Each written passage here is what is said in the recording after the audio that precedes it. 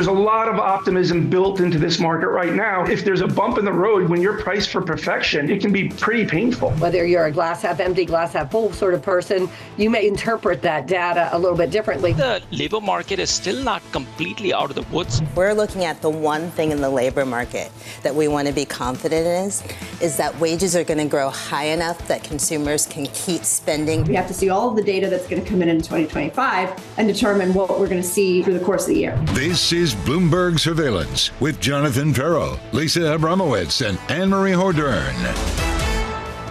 From New York City to our audience worldwide, good morning. This is Bloomberg Surveillance. Alongside Katie Greifeld, I'm Scarlett Fu. Jonathan Farrell, Lisa Abramowitz, and Anne-Marie Hordern are taking some well-deserved time off during this holiday-shortened week. And Katie, I feel like we have the Santa Claus rally here. Santa Claus is real, at least if you take a look at yesterday's action. Coming off of 2 straight weeks of losses for the S&P 500. A little bit of green, of course, yesterday. It's hard to take any move too seriously right now, though. Although we should mention this is the first 2-day rally in about 3 weeks, and big tech is back on top. And we've seen stronger breadth over the last 2 days as well, which is kind of encouraging given that it was starting to get really narrow again. Yeah, absolutely. It is interesting to see that broadening out a little bit. I just think it's amazing to look back on this year of gains. The S&P 500 up 25%. If you rewind to where we were this time last year, Wall Street was saying we were going to be absolutely flat on the benchmark, and here we are. And here we are. We'll talk a little bit more about what's to come, but you look at Treasuries, little change on the morning, at least for now, before an early close at 2 p.m. There is a bond auction, believe it or not. Today. Yeah, it's amazing. We also had an auction yesterday. There's still stuff going on. That 2-year auction, actually pretty solid, that sale. We all knew that there was a lot of demand for the short end. It's the long end that's been a little bit more problematic. And in currency markets, I'm keeping a close eye on dollar yen. You look at the actual price action right now, and it's not significant, but there's been some warnings from the finance minister about or against excessive FX moves, and we know that they've stepped in the past. Dollar yen is really interesting because it's very much a two-sided trade. There's a lot happening on the U.S. side. There's a lot happening on the Japanese side.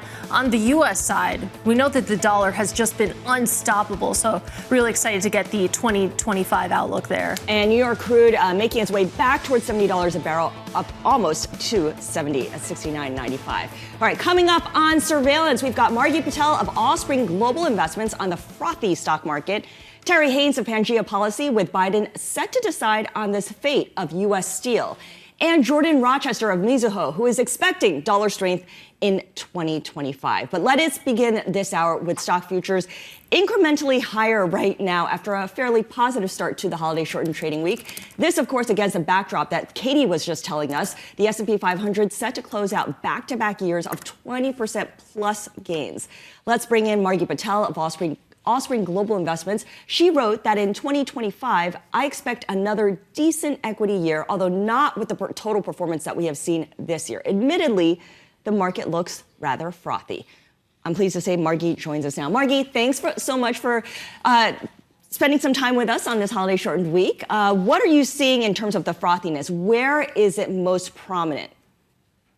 Well, I think it's not so much in the stock market. I think you can see this manifestation. There's actually a lot of liquidity in the financial markets. You see it in crypto. You certainly see it in real estate. You see it in the explosion of private debt and private equity, which has been a big boost to the financial markets. And it's really kept a lot of the Fed's actions out of the control of the Fed because it's been in the market, not like the banks where things are tightly regulated.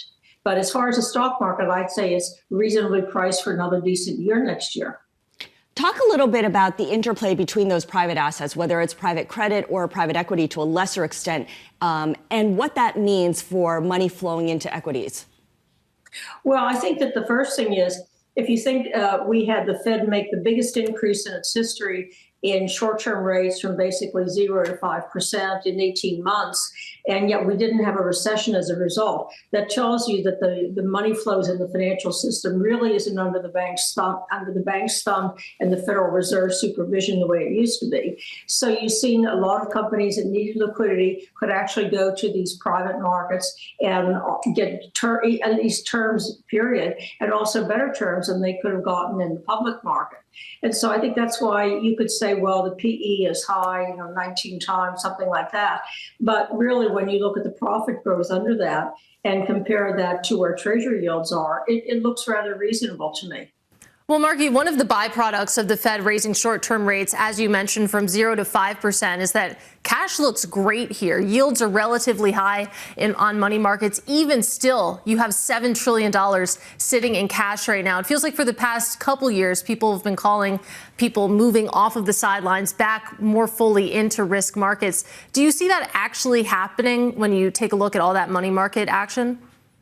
Yes, I think you'll see a lot of towel throwing from the cash equivalent market because if you look at it, if you got a good yield historically in cash this year, say 4 or 5%, but on the other hand, the equity market was up 15 to 25%, depending whether you looked at value names or more growthy names. That's a big disparity for investors, and I think people have been hoping and actually believing that we would have a recession. The recession hasn't come. With the Fed at least stable to probably cutting rates, it's very hard to see how we could have a recession in 25. So we're thinking 1.5%, 2.5% economic growth, maybe even surprising on the high side. And I think that's going to draw money out to say, how many years do you want to leave that much of a spread on the table? Well, Margie, let's say that you have been sitting in cash, you've been over allocated, and now you have the luxury of having a lot of money here to deploy. When you take a look at the relative values of the different asset classes, specifically when it comes to fixed income, to equities, where's the best opportunity right now? Well, I think it's in equities, even though we've had two terrific years.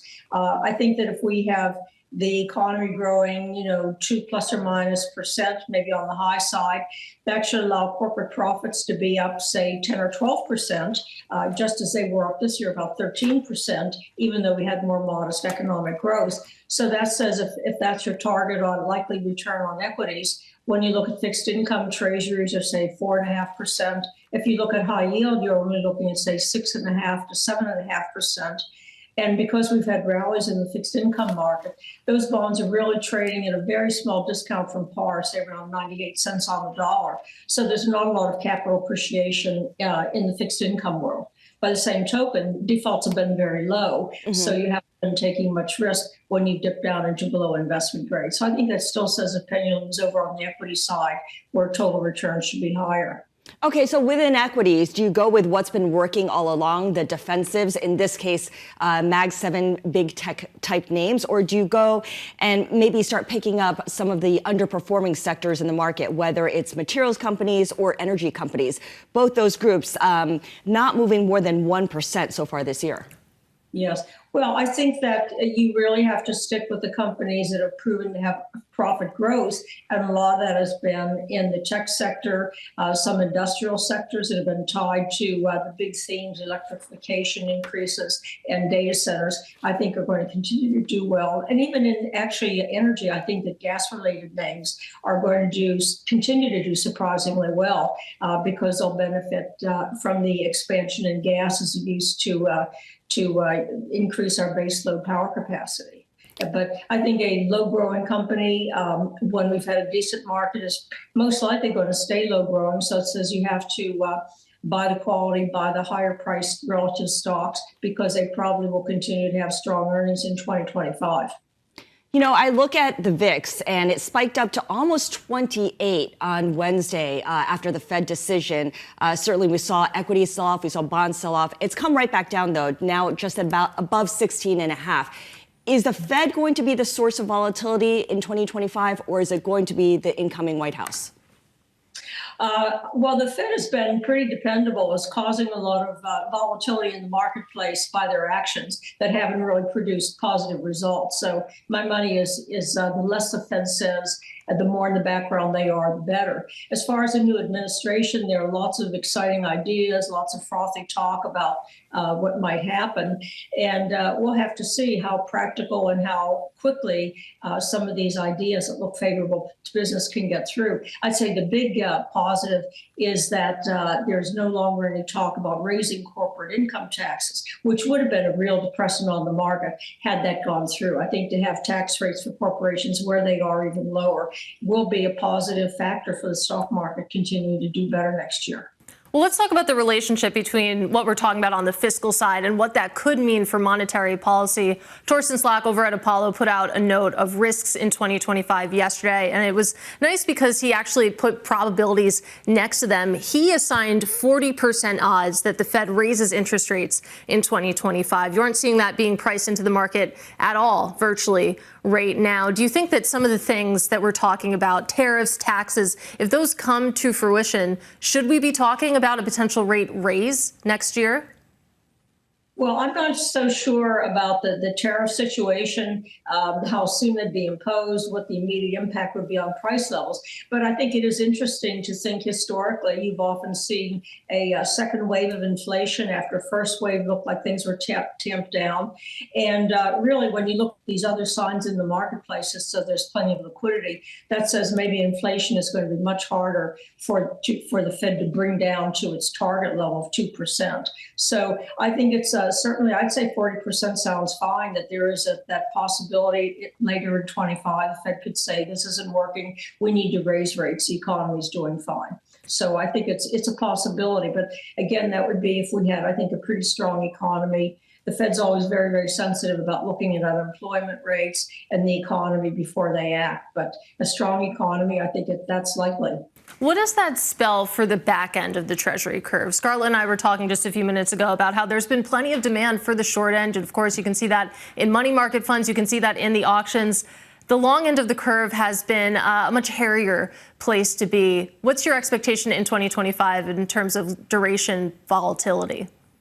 Well, I'm not looking for any big spike up in the long end of the Treasury market because although I think for domestic investors, we tend to want to be shorter in maturity with things like treasuries or municipals. But I think that globally, there are many investors, international entities, that would like that very, very long duration because there aren't a lot of places where a long-term investor can get very, very high quality and long duration. So I don't think that's going to be a problem. The Fed can always change what they issue if there looks like there's pressure on one part of the curve or not. But really the issue is the amount of financing that the Fed has to do because of the very, very large deficits mean that you might have a little bit, in my opinion, of, say, excess supply in the Treasury market versus the stock market versus even corporate bond market, high yield market, where there's a relative supply scarcity. And I think that's what's driven spreads in the corporate market narrower because there's been people want that extra yield and the supply is rather limited. A lot of it been hived off into the private market. So I think that says to me that yield spreads are likely to get narrower and we're not going to have any big spike in the long end of the curve for the foreign institutional investors and also the Fed being able to control what they would issue to keep that under control. Yeah, you've really outlined some of the big technical issues that investors need to contend with, whether it's in equities or in fixed income. Margie, always a pleasure. Thank you so much for joining us. Happy holidays and Happy New Year to you. Margie Patel of Allspring Global Investments. Let's get you an update on stories elsewhere this morning and check in with Danny Berger for your Bloomberg Brief. Hi, Danny. Hi, Scarlett. Former President Bill Clinton is in a hospital in Washington, D.C. after developing a fever. An aide says he was admitted to Georgetown University Medical Center for testing and observation. The aide says the 78-year-old former president is in good spirits. Bill Clinton has had a number of health issues since leaving office. He had a quadruple bypass surgery in 2004, and in 2021, he was in the hospital for 6 days with an infection. Panama's President Jose Raul Mulino is rallying support from former presidents in defense of the country's canal, following threats from Donald Trump to reimpose U.S. control over the waterway. Mulino met with 3 Panamanian leaders on Monday, who all signed a statement asserting the country's independence and autonomy over the canal. Former administrators of the Panama Canal Authority have also rejected Trump's remarks and said there is no legal mechanism through which the U.S. could take back control of the canal. Fire restrictions are in place across the Victorian state of Australia due to a large bushfire in one of its most popular national parks. Authorities warn of catastrophic conditions in some areas over Christmas, with temperatures expected to rise and strong winds forecast. Residents who evacuated from nearby towns have been told it is not safe to return. And that's your brief. Scarlett. All right. Thank you so much, Danny. We'll check in with you later on in the hour. Coming up next, the Nippon Steel and U.S. Steel deal hits another roadblock. U.S. Steel has been an iconic American company for more than a century, and it should remain a totally American company. Yeah! I would not let U.S. steel be sold to Japanese. A rare moment of agreement between those two. That is coming up next. You're watching Bloomberg Surveillance.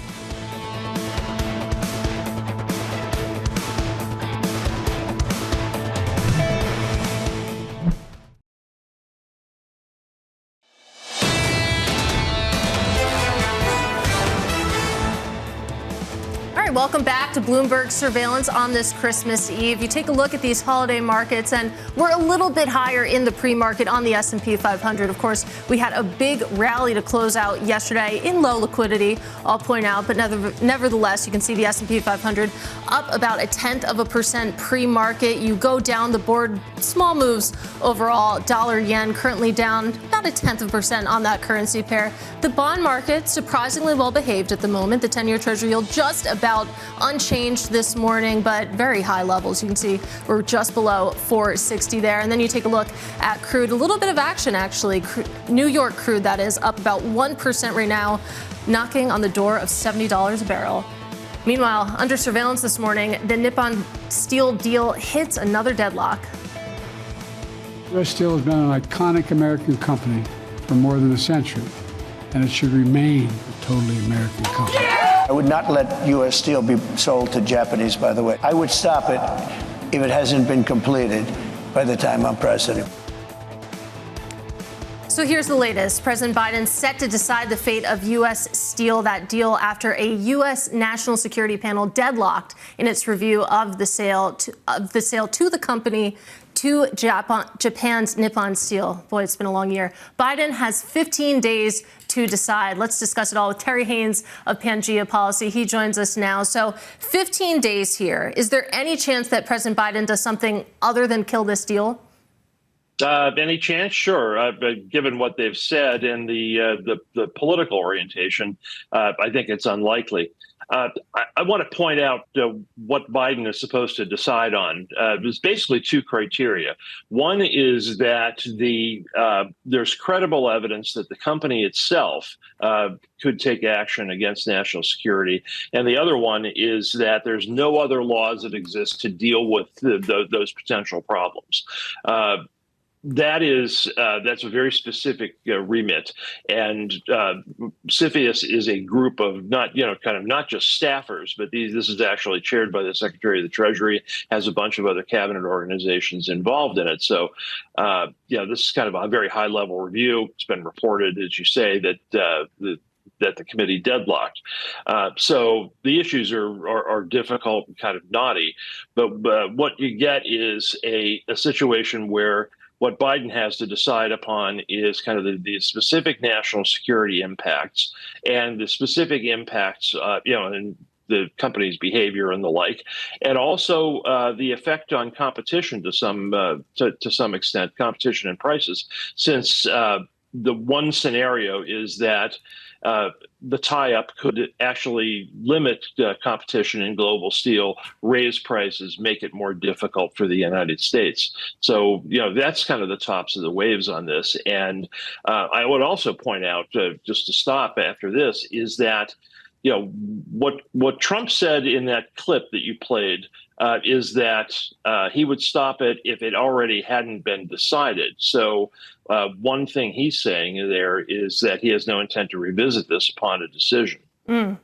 And so you mentioned national security, you mentioned competition concerns. Let's also talk about labor concerns as well, because a lot of these pro-union labor groups have come out and said that this deal has to be killed. But at the same time, you also have a trio of Democratic lawmakers, Maxine Waters, Jim Clyburn, and Benny Thompson, writing to the president, encouraging him to review this deal and support the successful completion of this effort. So how do you see that side of these arguments playing out?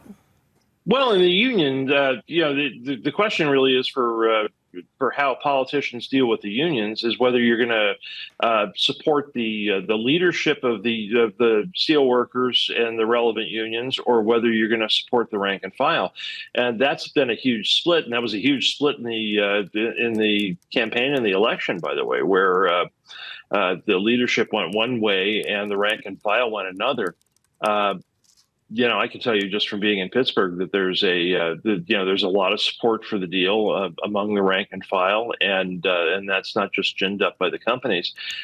So the politics, I think, has been very clear with Biden that he's decided to side with the leadership over the rank and file, but we'll see if he changes his mind on that. One thing I would point out also is that there's very clear implications here that are much broader than U.S. Steel, Nippon, or even the steel industry itself. Leitmotif of what you all have been talking about today, what you all have been talking about this week, has to do with China pressuring the U.S. and the Western manufacturing sectors broadly. So the question for the United States is, what is it going to do to support and to defend manufacturing capacity? And that hangs over this decision as well. So markets are going to learn a lot about what the U.S. national response is going to be on manufacturing, how much it will support, defend manufacturing, and take actions that limit China's ability to compete with or even destroy American manufacturing. That is a really great point, and it especially comes as both U.S. Steel and Nippon Steel have said that they need to have this tie-up in order to better confront China. So I think about the signal that this sends potentially to the rest of the world about whether the U.S. still welcomes overseas investments from allies in Europe and in Asia. What does this signal to Japan or Singapore or other countries that are looking to perhaps invest in the U.S., something that President-elect Trump has said he wants to encourage, if you're going to have CFIUS come out and make basically no decision and punt it to the president? The problem is that the problem isn't just limited to the United States, as you well know, Scarlett. Is China is part of China's geopolitical strategy is to put the maximum amount of pressure on Western manufacturing, and we see the strains resulting from that everywhere. I think of Germany as a very good example of that, for example, and what's going on with German industry in the auto sector and its resultant effect upon politics. But the United States is both a huge investor, foreign investor, but also the largest recipient of foreign direct investment. So it is this decision is very important, in part because it will send a signal way beyond the steel industry about what the United States is willing to accept and how it approaches foreign investment overall. And that is precisely why the national security implications of this are front and center. Mm-hmm. It's not just a matter of being able to have commercial investment. You've got to prove that there's a problem with a specific company. That's a very high bar. So what Biden's doing, frankly, is to, I think, drag this down into the political sphere a little bit too much. Yeah, well, politicians are going to be political. So Politics. I guess, yeah, that makes sense. Terry, as you think about what other industries this would impact, and especially in 2025, which ones should be paying attention to this? Beyond the steel industry, what sectors of the economy are paying attention to this CFIUS non-decision and how the Biden White House and in the future, how the Trump White House would proceed? Oh, I would say just it's very broad. I mean, any sector and industry that has manufacturing capacity now and is looking to expand manufacturing capacity, and one of the big things the Trump administration has talked about is really kind of turbocharging the ability to have more and more domestic U.S. manufacture. Trump's talked about this a lot, right? I mean, that's one of the things he talks about when he talks about tariffing. If you want to make it here, then we can have a different conversation. So the Trump attitude is going to be crucial here. All right, Terry, that's a good place to leave it. Happy holidays. That is Terry Haynes of Pangea Policy. Now, coming up, Bloomberg editor-in-chief John Micklethwaite's interview with President-elect Donald Trump at the Economic Club of Chicago. That conversation up next. You're watching Bloomberg Surveillance.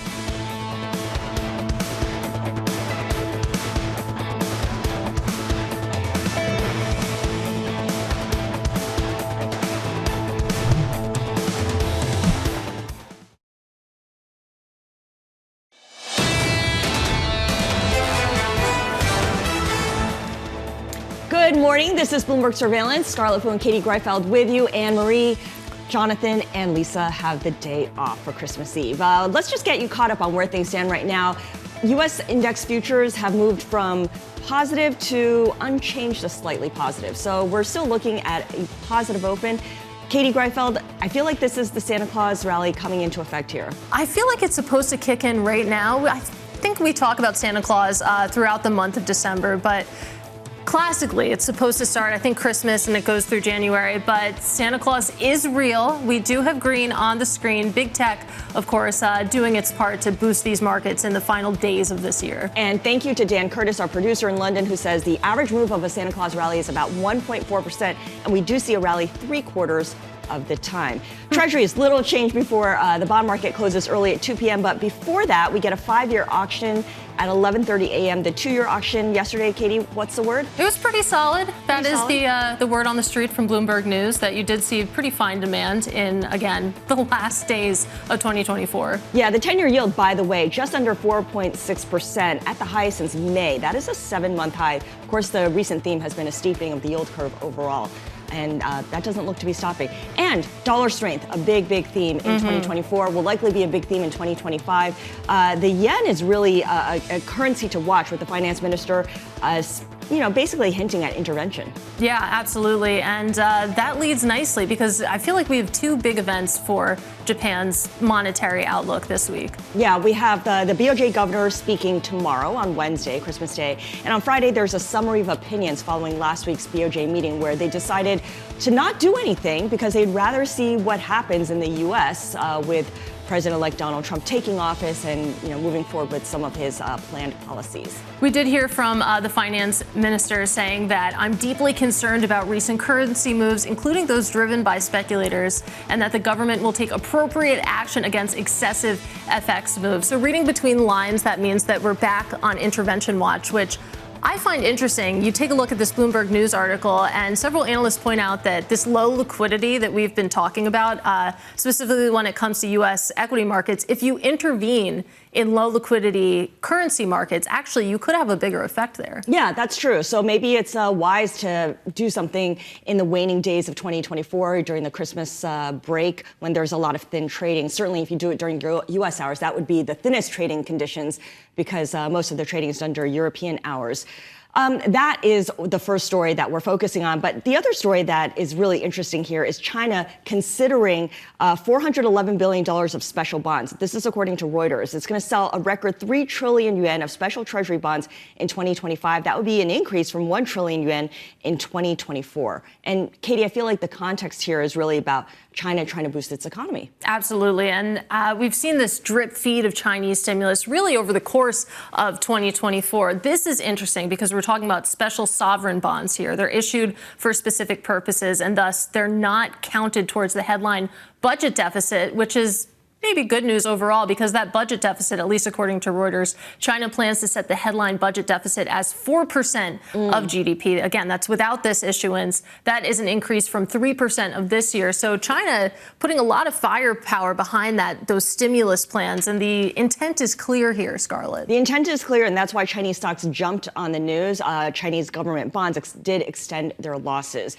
Another story we're keeping watch is British Airways owner IAG. It's in talks with Elon Musk's Starlink to provide Wi-Fi service on its jet fleet. Now, the airline group's head of innovation telling Bloomberg the company hasn't made a final decision. It's weighing options with multiple providers. It's not just Starlink, but also Amazon as well. I don't know about you, but when I go on the airplane and I'm trying to connect to Wi-Fi, it's like spotty at best. Yeah. I don't even try because I haven't had a great experience with it. I am happy we're talking about Elon Musk. I'm really surprised that it took 34 minutes to get there. But you think about the certification process versus the U.S. Of course, we have some of these agreements with Starlink when it comes to the U.S. But U.S. airlines, they can switch it on more easily. It's already certified by the FAA. It's not necessarily the case when you talk about some of these other markets, and that certification process can get a little bit onerous, if you will. Yeah, United has already signed a deal with Starlink, and now we're talking about potentially IAG, which owns British Airways, also owns Iberia and Aer Lingus, and giving its passengers an internet experience that's similar to what's on the ground. You could stream all the TV shows you want and binge watch. I look forward to that bright future of streaming more easily on the airplane, but Speaking of Elon Musk, let's talk about Donald Trump. President-elect Donald Trump set to return to the White House next month for his second term in office. And before he was elected, he made his case to Bloomberg editor-in-chief John Micklethwait as to why he was a better choice than Vice President Kamala Harris. Because we're about growth. She's got no growth whatsoever, and we're all about growth. We're going to bring companies back to our country. You look at even today, as I was driving over, I see these empty, old, beautiful, like steel mills and factories that are empty and falling down. Some have been converted to senior citizens' homes, but that's not going to do the trick. And we're going to bring the companies back. We're going to lower taxes still further for companies that are going to make their product in the USA. We're going to protect those companies with strong tariffs, because I'm a believer in tariffs. I'm not sure that you are. I don't think you are, but I congratulate you on your career. But to me, the most beautiful word in the dictionary is tariff. And it's my favorite word. It needs a public relations firm to help it, but to me, it's the most beautiful word in the dictionary. Tariffs, do you think that will bring in the revenues? To use another bipartisan group, Peterson Institute, they say they only bring in $200 billion. That is that's barely the cost of two of your promises. Yeah, but that's like, for what company are you talking about, okay? Look, I've brought in with tariffs, and I was just getting started. Then COVID came, and we had because I tell you what, I did a very good job in COVID. Nobody knew what the hell it was. I call it the China virus because I like being a little more accurate. But when that came, but we got hundreds of billions of dollars just from China alone, and I hadn't even started yet. But tariffs are two things, if you look at it. Number one is for protection of the companies that we have here and the new companies that will move in, because we're going to have thousands of companies coming into this country. We're going to grow it like it's never grown before. And we're going to protect them when they come in, because we're not going to have somebody undercut them. And that, of course, was the famous soundbite, the most beautiful word, tariffs, of course, also used in connection with China. Yeah, and of course, this is something that will likely be a priority. We don't know if it's the first priority when he does take office, right? He's got to figure out the sequencing of whether he's going to go for tax cuts first, tariffs, or immigration, or deregulation. My guess is the answer is all three. Well, we'll find out soon enough. Of course, Inauguration Day quickly approaching, but let's keep watching, because John Micklethwait continued the conversation, pushing back on Trump's past policies and future economic promises. I had 4 years, no inflation. I had 4 years, no inflation. But that was when you had much. I had 4 years. It's better than that. And Biden, who has no idea where the hell he is, okay? Biden went 2 years with no inflation because he inherited from me. And then they started spending money like drunken sailors. They spent so much money. It was so ridiculous, the money they were spending. They were spending on the Green New Scam. The Green New Deal. You know, it was conceived of by AOC +3. She never even studied the environment in college. She went to a nice college. She came out, she just said, the Green New Scam. She just named all these things. But President Trump, the issue at the moment, the markets are looking at the fact you are making all these promises. Latest one was car loans. You're flooding the thing with giving giveaways. But we're going to grow. I was actually quite kind to you. I used $7 trillion. The upper estimate is 15 trillion. People like the Wall Street Journal, who's hardly a communist organization, yeah, but you don't know. They have criticized you on this as well. You are running up enormous debt. What does the Wall Street Journal know? I'm meeting with them tomorrow. What does the Wall Street Journal know? They've been wrong about everything. So have you, by the way. You've been wrong about You're trying to turn this. You're trying to turn this. You've been wrong about You're trying to turn this into debate. There are business people. There are business people. You're wrong. People. You've been wrong all your life on this stuff. You've been wrong. Let me tell you about currency. You're going to jump in a lot of different subjects. Whilst you're sticking to the subject very closely. Let's stick to reserve currency. That's where you start, right? The reserve currency is under threat because you have Iran, you have Russia, you have China. China's the one that you have to worry about because they want it. Yeah. They want to have the yuan be the thing of power. So here's what I'm doing. Again, I hate to go back to it. If somebody says, and I know countries want to get out because they don't respect our leadership, they look at this guy, they say, you got to be kidding, and she's worse than him. By the way, I never thought I'd say this.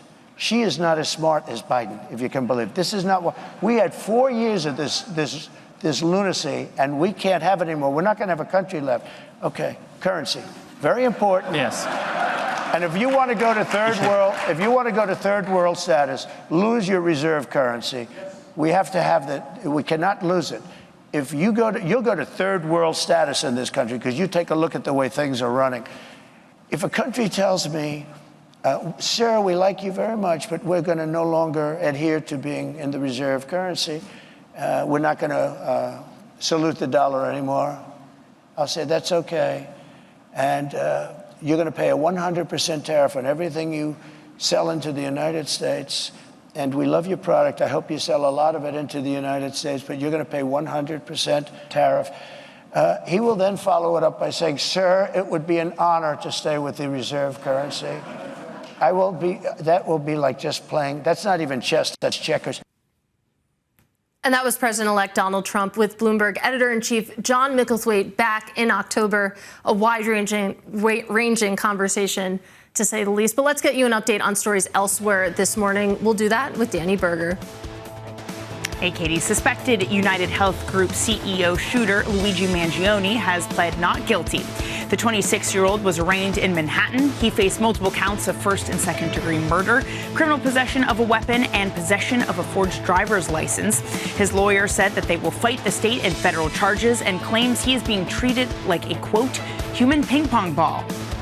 Two top advisors to Donald Trump's campaign are joining an outside group to promote his agenda as president. Chris LaCivita was the campaign's co-manager, and Tony Fabrizio was its pollster. They will now be senior advisors in the influential super PAC named Building America's Future.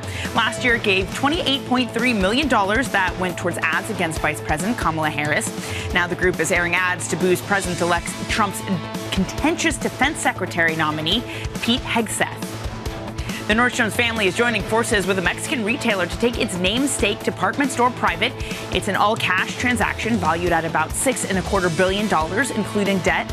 The deal is expected to close in the first half of 2025.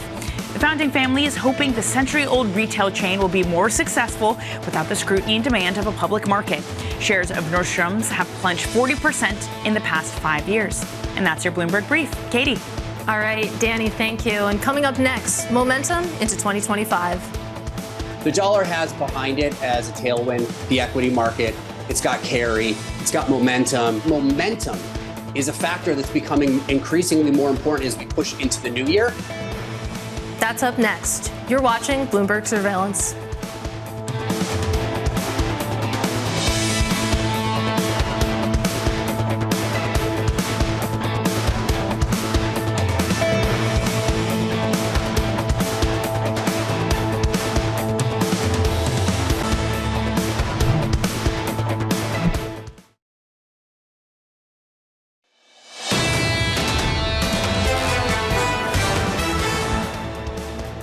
Welcome back to Bloomberg Surveillance on this December 24th. Let's take a look at these markets right now. You have the S&P 500 higher in the pre-market, but just barely. We were looking at a little bit more robust gains a little bit earlier, Scarlett. Still green when it comes to the S&P 500 and the NASDAQ 100, but some momentum fading, especially when you take a look at the small caps. Yeah, but I mean, we're talking about 20% plus gains for a second straight year. So really the focus is on what happens in 2025.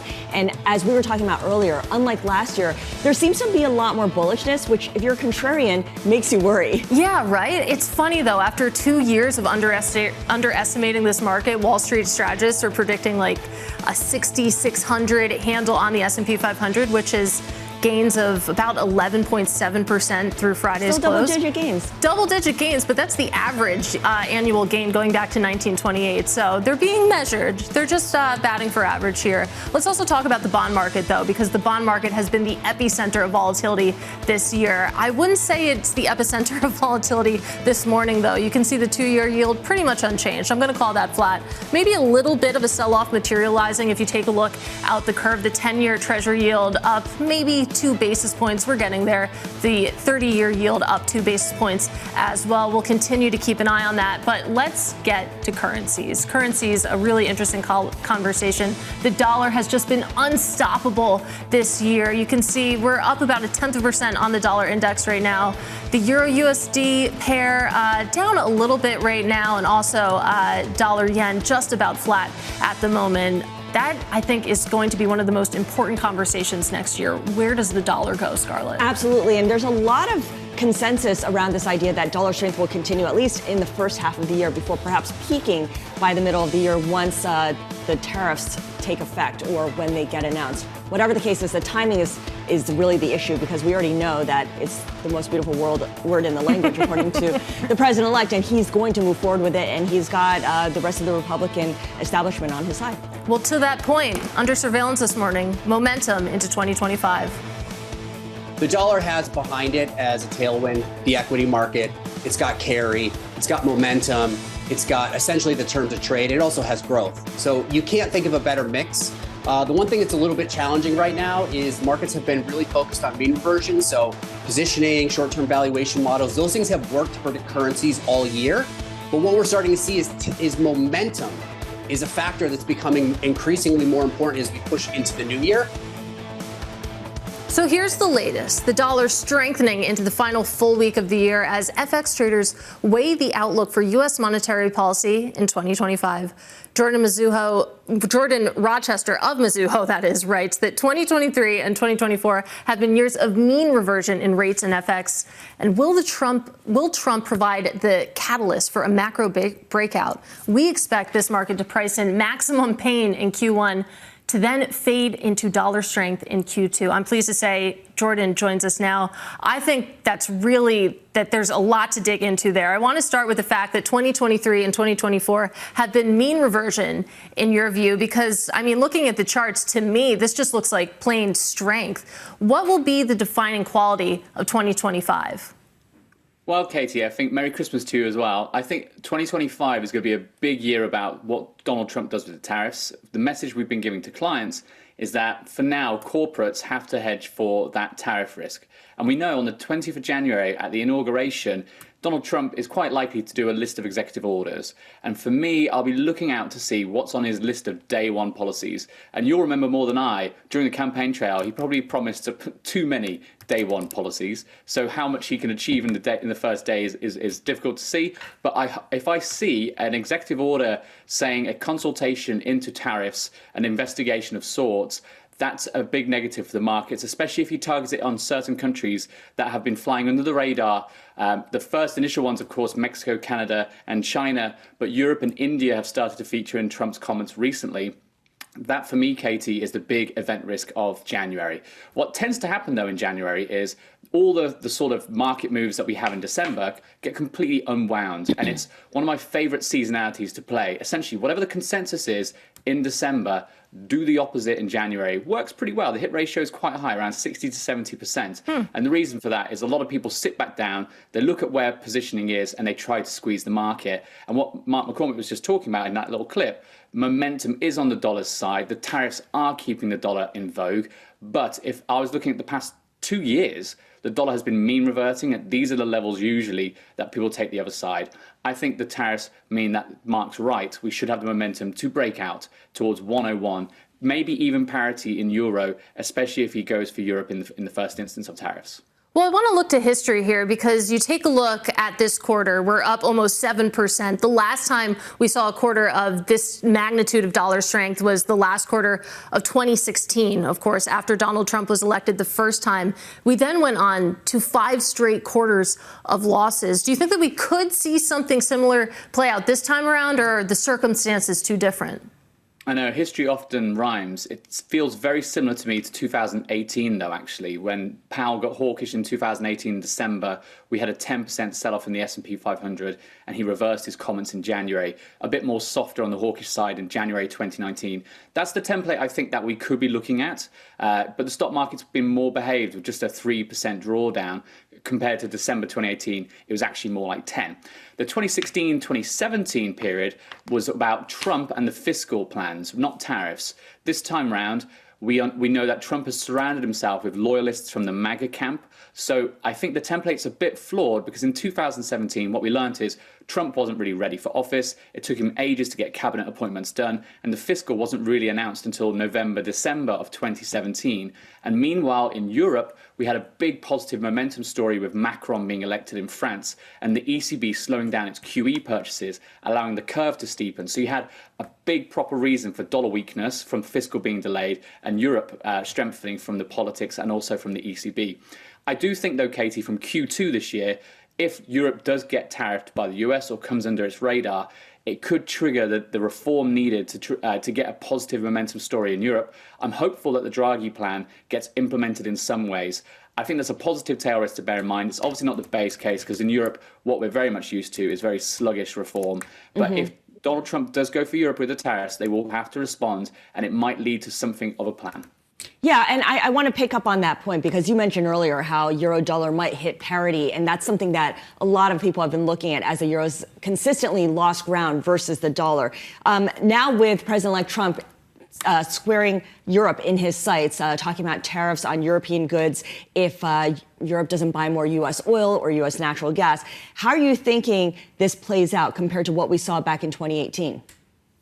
Well, 2018, Donald Trump was surrounded by sort of in-house Republicans from the old establishment. Mike Pence basically chose most of his cabinet.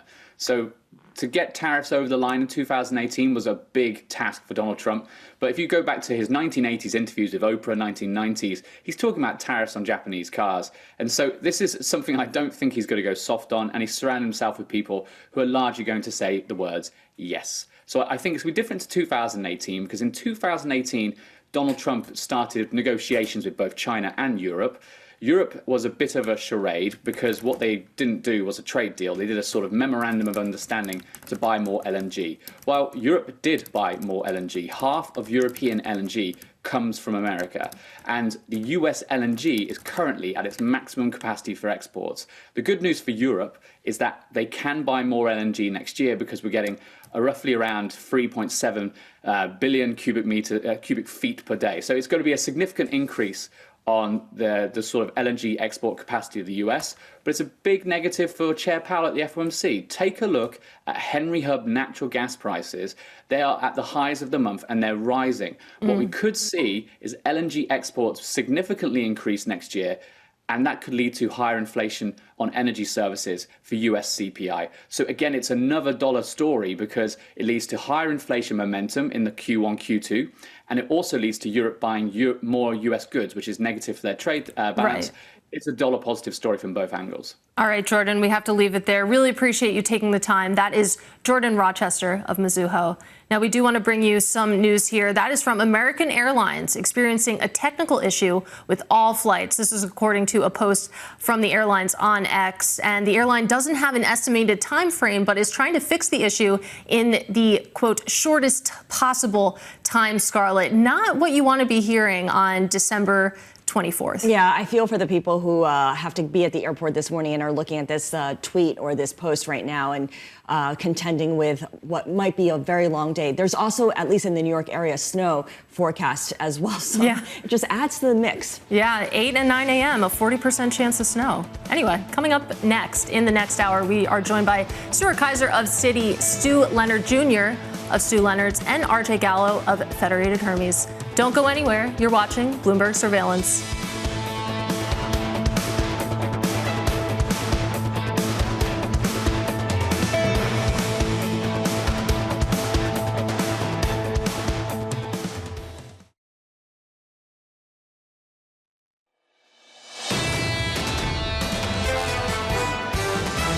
There's a lot of optimism built into this market right now. If there's a bump in the road when you're priced for perfection, it can be pretty painful. Whether you're a glass half empty, glass half full sort of person, you may interpret that data a little bit differently. The labor market is still not completely out of the woods. We're looking at the one thing in the labor market that we want to be confident in is that wages are going to grow high enough that consumers can keep spending. We have to see all of the data that's going to come in 2025 and determine what we're going to see through the course of the year. This is Bloomberg Surveillance with Jonathan Ferro, Lisa Abramowitz, and Anne-Marie Hordern.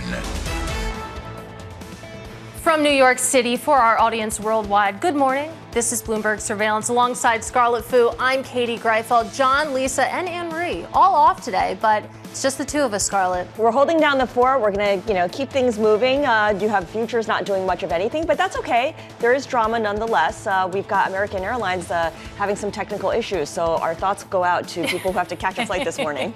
Yeah, some bad vibes, I would imagine, at the airports right now. Of course, American Airlines working on getting that fixed. And of course, there's not much to talk about in the pre-market action, but you think about the scope of the past year and against what Wall Street was saying this time last year, we're looking at another year of 20% plus gains. The big question, of course, is that tug of war between the fiscal and the monetary in 2025 and just whether or not this bull market has much steam left. Well, a lot of strategists seem to think so, right? They're all looking at their forecast for 2025, and they're predicting more big gains, double-digit gains for 2025 after 20% plus gains in 2023 and 2024. And I'm excited to see how the bond market factors into that. You think about the long end of the yield curve. It's just been kind of a basket case. I think it's safe to say that you think about the 10-year yield, especially. We entered the year, if you can believe it, below 4% on the benchmark 10-year yield. As you can see, we're trading with a 460 handle rate now. We got pretty close to 5%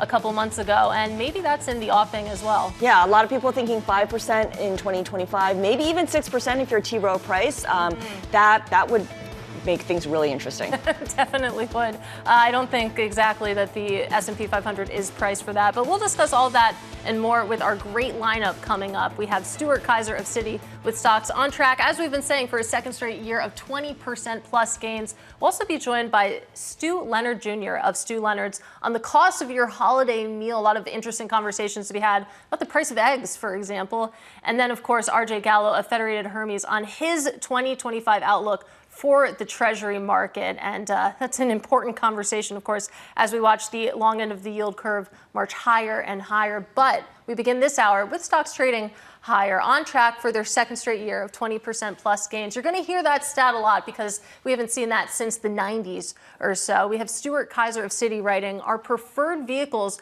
would be large cap tech, quality, and growth, given the higher for longer nature of the SEP forecast. Looking further ahead, payrolls on January 10th are a major catalyst, given last month's data, the SEP update, and markets pricing just 2 cuts in 2025 and a 10% chance of a 25 basis point cut in January. I'm pleased to say that Stuart joins us in studio right now. It's great to see you in person. Morning.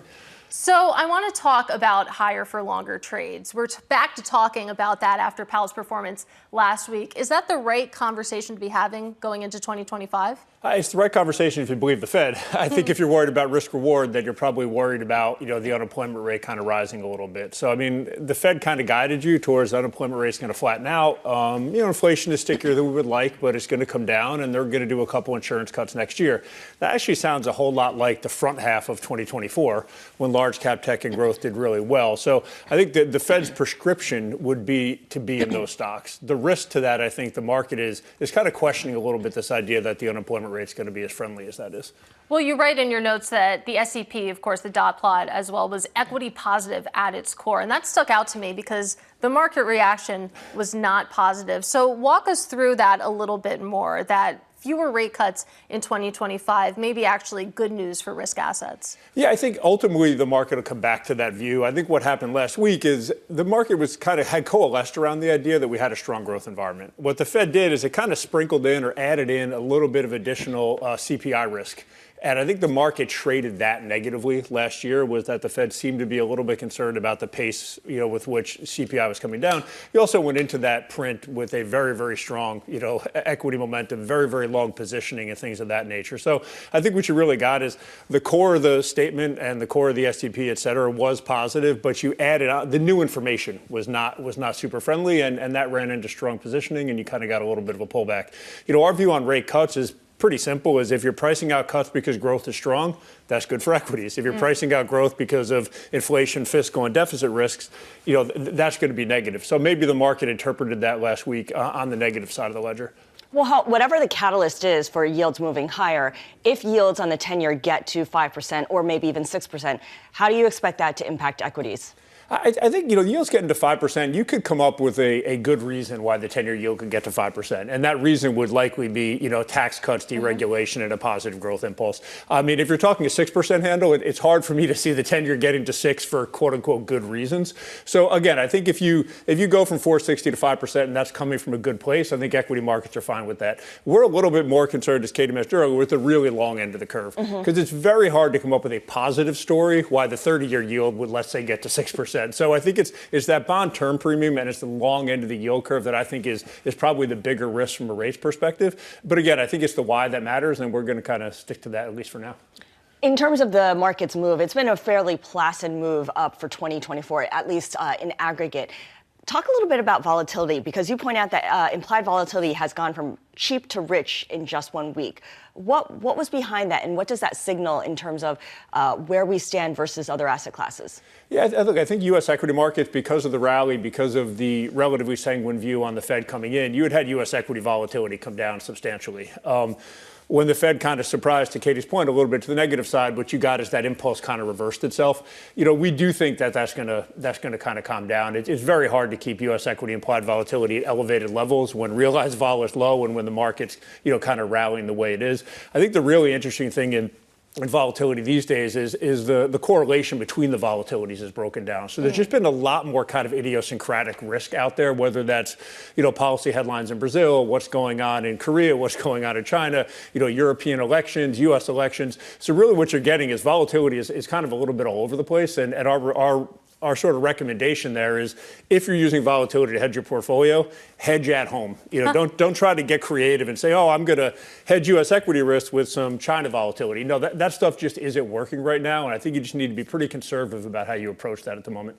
Yeah, it's been interesting, of course, to see the VIX a little bit more elevated than the MOVE index. Haven't seen that too often over the past year. I want to keep going, though, on this relationship between the bond market and the equity market, because it feels like the Magnificent Seven can handle anything except NVIDIA missing earnings expectations, of course. But when it comes to other areas of the market, when it comes to the small caps in particular, that's an area that it feels like you really need rates to come down. Do you agree with that? Yeah, I mean, if you look what happened last week, I think small cap underperformed the S&P by about 300 basis points. So, that smaller cap, lower quality, sort of higher credit risk stock is going to be much more sensitive to the move in yields. And look, high yield spreads also rose about 20 basis points last week. So I think small cap kind of suffered from both higher yields as well as kind of wider credit spreads. So yeah, there are pockets of the market that are going to be much more sensitive to that. The Mag 7 large cap tech, most of those are negative net debt stocks anyway. The level of yields and refinance risk is not really applicable to Microsoft. So I think,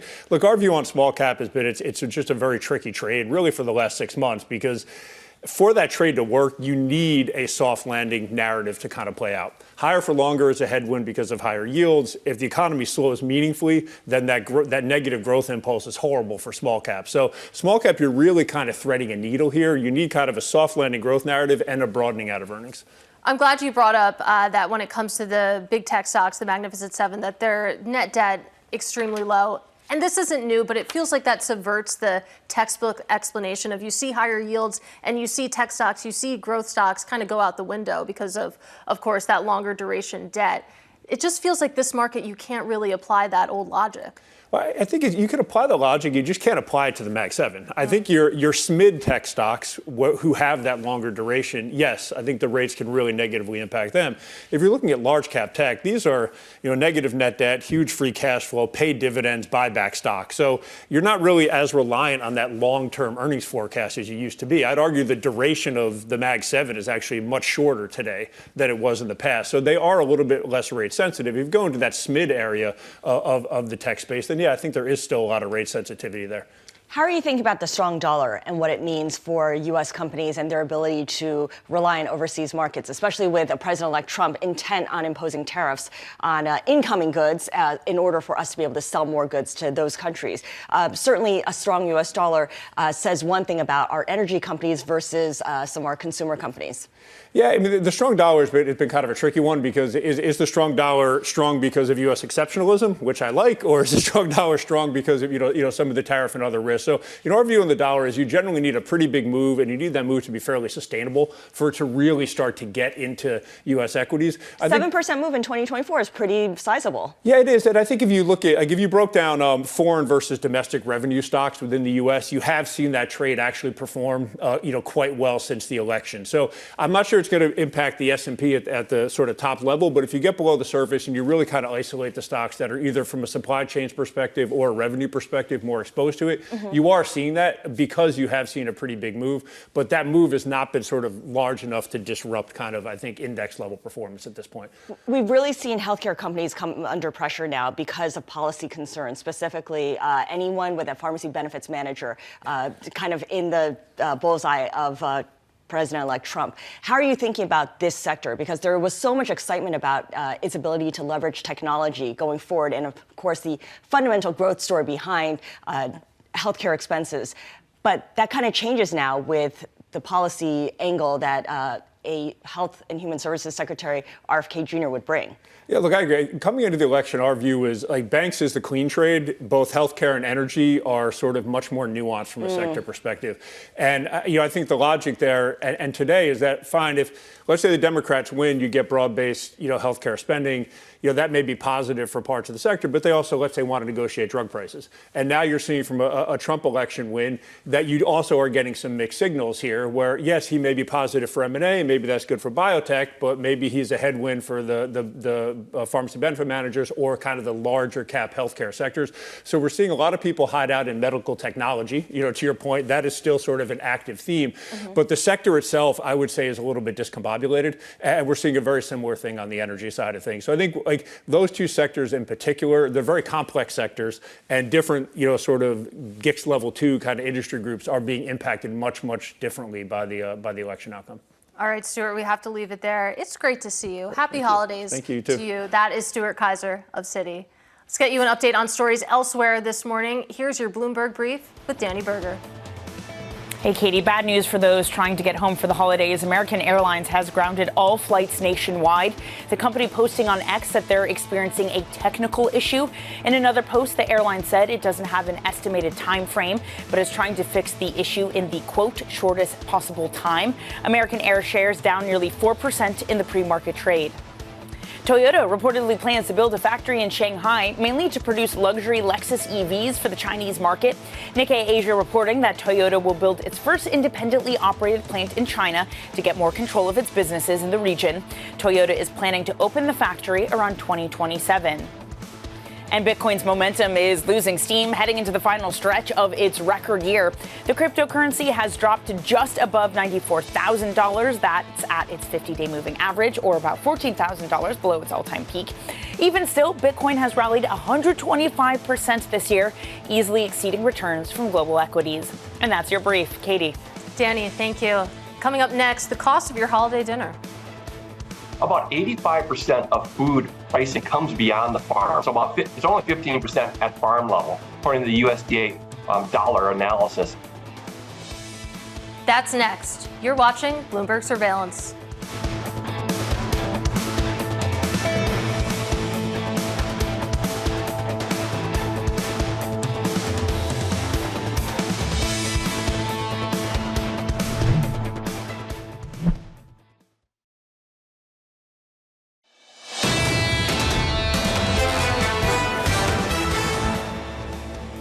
All right, let's take a look at where things stand on this Christmas Eve. We have a shortened holiday trading session here in the U.S. 1 p.m. close for equities, 2 p.m. close for the bond market with an auction of 5-year notes.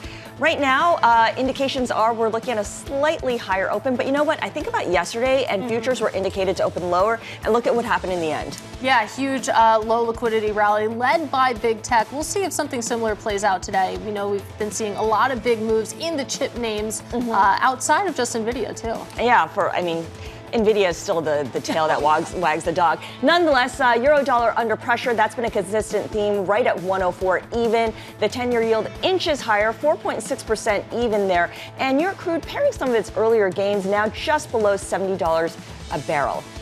Under surveillance this morning, the cost of your holiday dinner. About 85% of food pricing comes beyond the farm. So it's only 15% at farm level, according to the USDA dollar analysis. So it's about the labor. What we're seeing is the supply chain's healed. We've seen transportation costs come down a little bit with some of the diesel pricing and competition.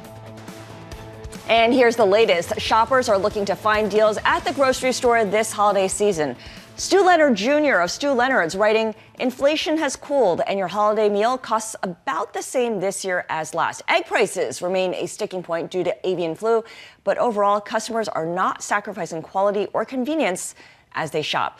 Stu joins us now from a Stu Leonard's in Norwalk, Connecticut. Stu, it is great to speak with you once again. We did this back in Thanksgiving, and at the time you were saying that... How are you? Great. I know it's going to be a busy day for you over there at Stu Leonard's. Over Thanksgiving, I remember you were saying that the holiday meal would be lower than in previous years because of the lower cost of turkey. This time around, when you look at holiday dinners, and there's a lot of baking going on, you're focused on the price of eggs, and with good reason because of avian flu. Can you tell us a little bit more about how that has impacted egg prices? Well, like we were like $2.99 last year for a dozen eggs like this right here. And this year they're $4.99. So, and I'm not making more money on this, believe me. So I had to eat a little bit of that. But, it has to do with the supply and demand. I mean, there's just fewer eggs out there due to that avian flu. So, whenever that happens, prices are going to go up. That's the only little hiccup. But overall, look at this. Look at this. This is a restaurant quality tenderloin right here, okay? And this is prime. Mm-hmm. So customers today, what we're noticing, they're actually going for more of that steakhouse quality that they want to have for their holiday meal with their family. What is the most popular holiday meal for Christmas Eve or Christmas? I mean, obviously Thanksgiving is about turkey, but for the 24th and the 25th. That's it right there. What is that? That's your filet mignon, your tenderloin right there. And you just pop that in the oven for 45 minutes at about 425 and you're done. So that's the rock of the table right there that you have. And then what you have, all the sides, which are a little bit similar to Thanksgiving, but we're seeing a lot of platters going out, shrimp platters, fruit platters, vegetable platters. You get cheese, those entertaining boards, for cheese platters. So customers are looking, what we're noticing from the people shopping at Stu Leonard's, they're buying quality. It's like they say, let's have the Haagen-Dazs ice cream for our Christmas meal.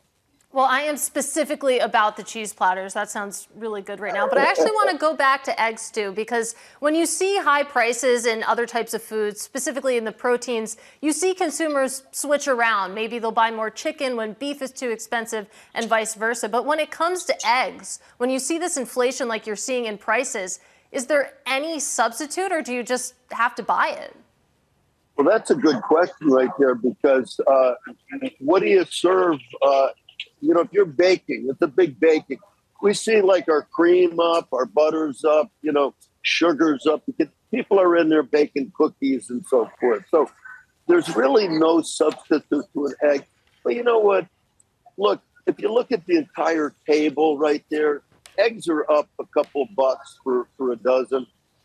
It's not gonna alter your entire meal because you're probably spending, $200-300 on that whole dinner table to make it with all the sides and everything there. So I don't know if the eggs are really gonna alter people's behavior too much. Yeah, and it's a good point, too. We've also been talking about avian flu for a couple of years now, so higher egg prices, well socialized at this point, I would imagine. But, what's interesting on the egg? You can sell conventional eggs or like what I was showing you here, these are pasture-raised right here. Yeah. Now, what we're noticing is customers are going for quality. Even they want pasture-raised rather than cage-free or rather than conventional eggs. So we're seeing... Even though the egg prices have blown up, they want the best eggs for their families. Yeah, and I think it's Vital Farms that actually advertise the square footage that each chicken gets. So people care about chicken's qualities of life. But it's the same with farm-raised salmon. We want to make sure that there's 60 cubic square feet of water around each one of them. So So they're free, they're free to swim and so forth. Same with the eggs. You want to take care of the hens down there. Stu, I also want to talk about your pricing, because you mentioned, for eggs, you're sort of eating that increase. What does your decision tree look like for other more typical products, though? How do you make the decision of passing along price increases versus, having it eat into your own margins? You know what? That's a tough one there, because we have had to eat. We're a family business. I don't have to report to anybody at the end of the quarter except for my brother and 2 sisters. And now the next generation, which is all in their 30s here, But you know what? It's almost like a little bit of a gut feel and a dartboard. I've been doing this for 50 years, retailing in the store right here. And what you notice is that if you go over, like if I go $4.99, say, on these pasture-raised eggs, if I go up to $5.29 or $5.49, sales go down. So I got to make a decision. Do I hold at the $4.99 and make less margin? Okay. But sales will go up and you make more gross profit dollars afterwards. So it's always a touching point when you get up to that where you got to change over from $4.99 to $5.99. Yeah. Or if you have some at $9.99, I mean, if you go to $10.29 or $10.49, sales go down. Yeah. No, people don't like to see that double digit before the decimal point ever. Stu, I got to ask you about tariffs, because if we do get tariffs on European goods, that would affect French wines, for instance. And if you've ever been to Stu Leonard's, you can get your holiday drinks, alcohol, wine, beer from the aisles. I'm curious what your thinking is in terms of price increases, passing along those price increases to the consumer on French wine, for instance, champagne, or whether you see people substituting that drink for American-made products. Tequila is another thing. Yes. That's Casamigos, which is really a great seller. But look, tequila is a big thing. We buy it from Mexico. You're not going to be able to buy tequila anywhere else in the world that's indigenous to Mexico. Same with French champagne. The interesting thing with French champagne, though, is you look at some of these, look at this Domaine Corners right here out of Napa Valley. This is from the same family that makes French champagne in France. So even though French champagne might go up, and I know Trump's talking about a 25% tariff, even though champagne prices may go up, people can switch over to a sparkling a wine from California, and it tastes just as good. Maybe to a champagne aficionado, they can tell a difference, but for most of us, it's basically the same. Tequila will be a problem right there. Yeah. Corona, like this is, for instance, out of Mexico, So what we're doing is we're stocking up on this stuff. I don't want to say we're panic buying, but I want to make sure I have enough tequila in-house. I want to make sure I have enough Corona. I want to make sure I have enough French champagne. So we have 3 containers of champagne that we ordered extra that are on the way over to the U.S. Stu, really appreciate your joining us today. Stu Leonard Jr. of Stu Leonard's. Thank you so much. I did not realize there was a hierarchy there to eggs. Pasture-raised, then cage-free, then conventional. It is 3 grades. There, you've got tiers there when it comes to your egg quality. All right, coming up, our interview with Bloomingdale's CEO Olivier Braun. You're watching Bloomberg Surveillance. Good morning, everyone.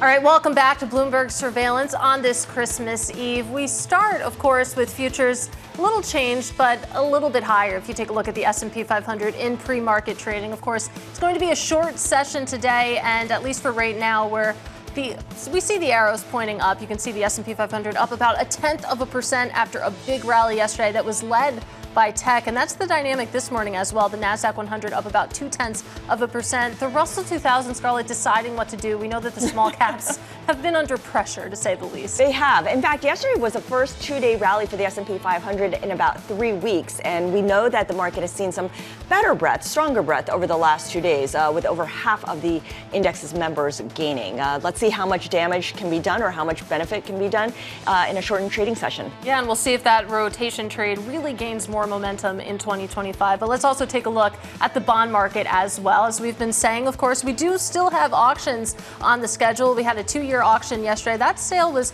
pretty solid. It's all quiet in the bond market, at least for right now, on the short end. As you can see, things get a little bit dicier if you go out to the 10-year yield, to the 30-year yield. The move's a little bit higher, but the levels are pretty shocking right now. That 10-year Treasury yield trading for 460. We'll see if 5% is in the offing for 2025. And then finally, you take a look at the currency market. What's going on there? Of course, the dollar story, the strength of the dollar has been one of the defining characteristics of 2024, particularly the latter half. You take a look at dollar yen right now, though, well behaved, though, as we've been saying, high levels overall, 157 on dollar yen. And that brings us to under surveillance this morning. President Biden set to decide the fate of the U.S. Nippon Steel deal after a national security panel deadlocked on its review of the sale.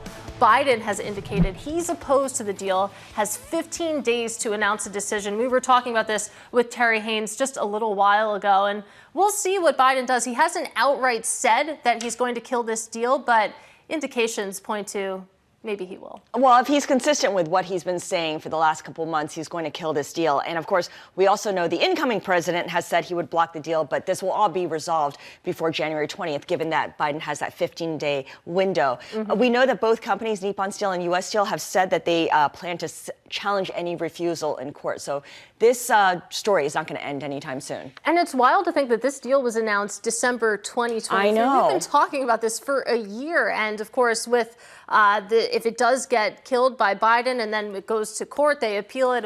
Maybe we'll be talking about it for another year as well. So stay tuned on that one. Let's also talk about AI, because shares of TSMC touching a record high yesterday. The move coming after a rally in U.S. chip stocks, including NVIDIA.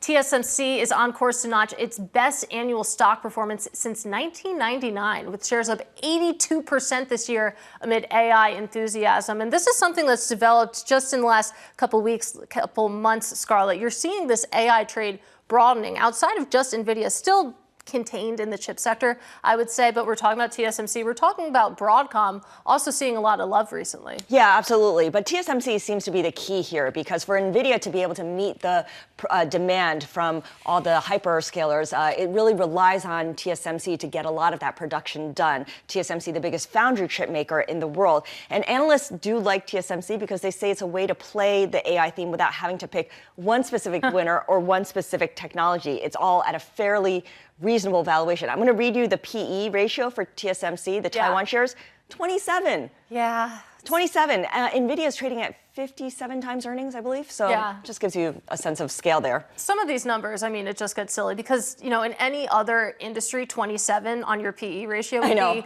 pretty eye-popping. But if we're talking about the chip sector, not as much. And it's a good reminder, too. Of course, NVIDIA is a very important customer of TSMC. They're all just spending money on each other. So in any case, let's also talk about department stores, because the Nordstrom family taking its department store private.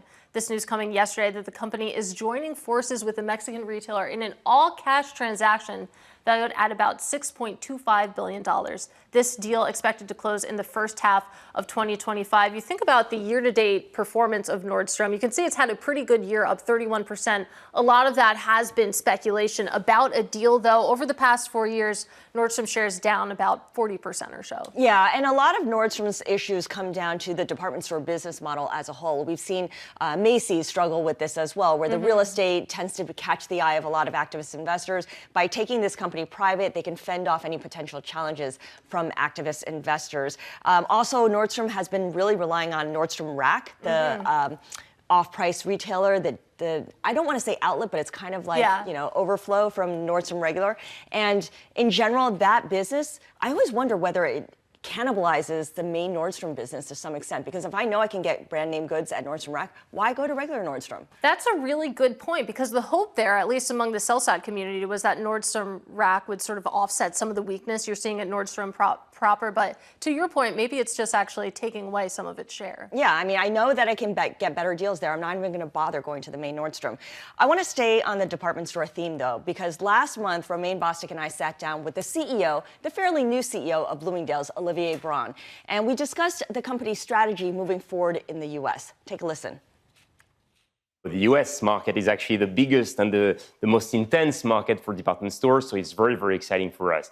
As a specialist of department stores, I'm so thrilled to be here. But I think we can do things a little bit differently in the future.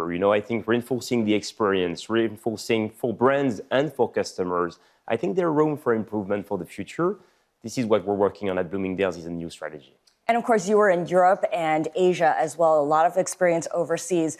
What have you noticed that's different or perhaps unique about the U.S. consumer and the way they shop and buy versus those in Europe and Asia? Yeah, I think, first, they're used to go to department store. The share of department store, the importance of department store for the customer is still very, very, very strong.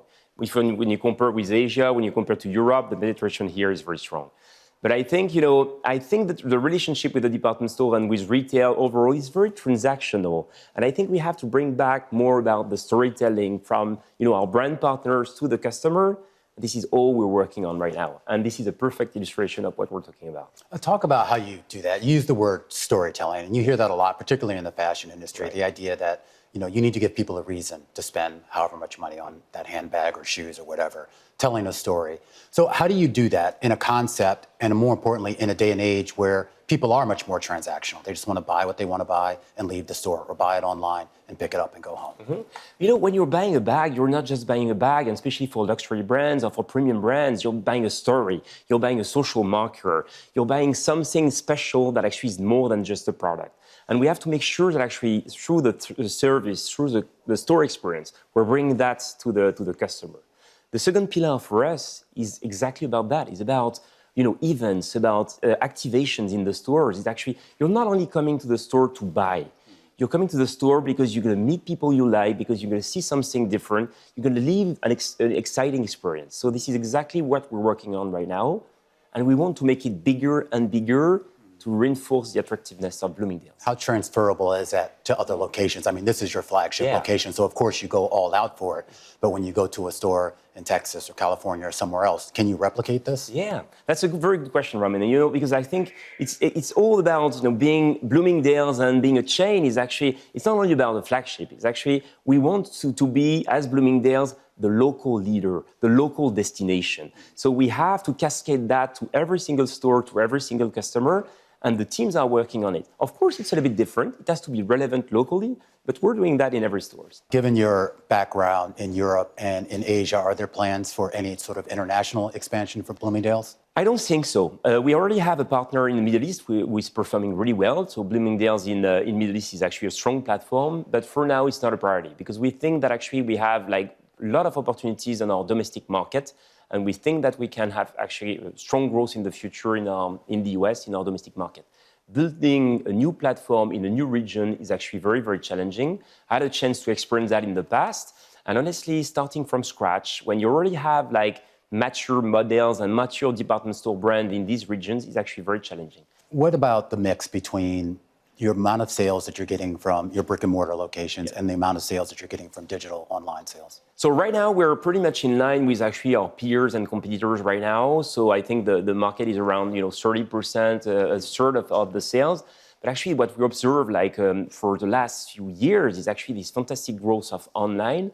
Well, not jeopardizing the store sales right now. Is that like a different customer or is it the same customer? No, actually, we're saying, so first, online now is our #1 recruiting channel for new customers, but we have this ability to actually transfer our online customers to offline because you have the returns, because you want to actually, book or see what you're going to buy on offline, online. So that's a great continuous experience. I think right now customers are totally channel agnostic. They don't care whether they're shopping online or offline. Mm-hmm. They want to see a product. They want to experience Bloomingdale's, whatever the platform. So for now, we're talking about online, offline. Tomorrow, it's going to be social shopping. It's going to be, whatever the channel. I think it's really about relating and engaging with the brand. If you take a step back, and I'm sure in contrast to what you see in Europe and Asia, the department store model has been struggling in the U.S. for a number of years now.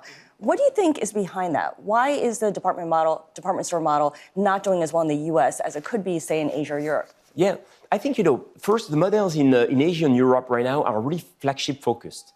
So I think that's one big difference. And honestly, I think the flagships will have a bright future in the next 10, 20 years. It's not, I think, a problem at all. I think the problem here is managing such a large footprint. And that can be a challenge sometimes. At Bloomingdale's, we have the chance to be in prime locations and prime malls, so very strong locations. We have a limited footprint. So I think we have more opportunities than threats for Bloomingdale's in the future. I really do think that actually the department store model has a bright future, but it has to reinvent itself from the perspective of the customer, but also from our brand partners. We have to be relevant for our brand partners and rethink the model from this point of view. How about the broader retail landscape overall? Are there too many stores in the U.S. overall? When you look at just the pure market data, when you look at the overall market is actually slightly growing. The penetration of online is going up. So for sure, the average productivity of the square feet overall in the US is actually slightly decreasing. So yes, there will be probably some losers. It's why you have to challenge yourself and reinvent your model to remain relevant for your customers, but also for your partners. I have to ask you, when you look at other retailers, and it doesn't necessarily have to be a direct competitor, who do you envy most? Like when you walk into their stores or you shop on their website, who do you just say, wow, they really got it right. I want to try to emulate some of this. No, first, I really think that actually Bloomingdale's is doing that right. When I discovered the model, I'm sorry to say, but I'd say, no, but it's not the only, it won't be my only answer. But actually, honestly, I was very surprised by the level of engagement of the customer. The relationship that we're building with the customer and with our partners is actually good. And I think we can even do better in the future. But I think there's a lot of source of inspirations from our competitors, but also from other models right now, whether it's in terms of service, in terms of brand mix, in terms of events and activations. There are a lot of inspirations that are in retail and beyond retail. I don't want to give you any names, but I have a lot of source of inspiration actually in the US, but also abroad, which is another thing. I think we should not be too domestic focused because we're going to miss probably some good trends that are happening somewhere in the world. And you think that maybe what we see abroad in terms of their approach to department stores and just retail overall, you think that's going to be palatable to a U.S. audience? I'm absolutely convinced about that. I think, we have to bring the best of both worlds, and I think this is where we're going to perform and bring something different for the customer. The customer is ready right now for something different, more inspiring. And this, we can get it from some of the countries or some of the other models in the world. That was the CEO of Bloomingdale's, Olivier Braun, speaking with Romain Bostic and me on the close ahead of the holiday season. Of course, he brings with him his experience in Southeast Asia and in France as well. All right, let's go now to Danny Berger to get you an update on the stories elsewhere this morning for your Bloomberg Brief. Danny. Hey, Scarlett. South Korea's main opposition party is looking to impeach acting President Han Duck-seo over his refusal to approve special counsel bills to investigate President Yoon Suk-yeol and his first lady. The bill seeks to investigate insurrection charges against the impeached president, who declared martial law earlier this month. The party plans to wait until Thursday to submit an impeachment motion, according to reports. British Airways owner IAG is in talks with Elon Musk's Starlink to outfit its jets with Wi-Fi service. It's the latest major carrier to be considering using the satellite internet service during the likes of United and Qatar Airways. According to IAG's head of innovation, the company hasn't made a final decision and is weighing other options, including Amazon's Project Kuiper.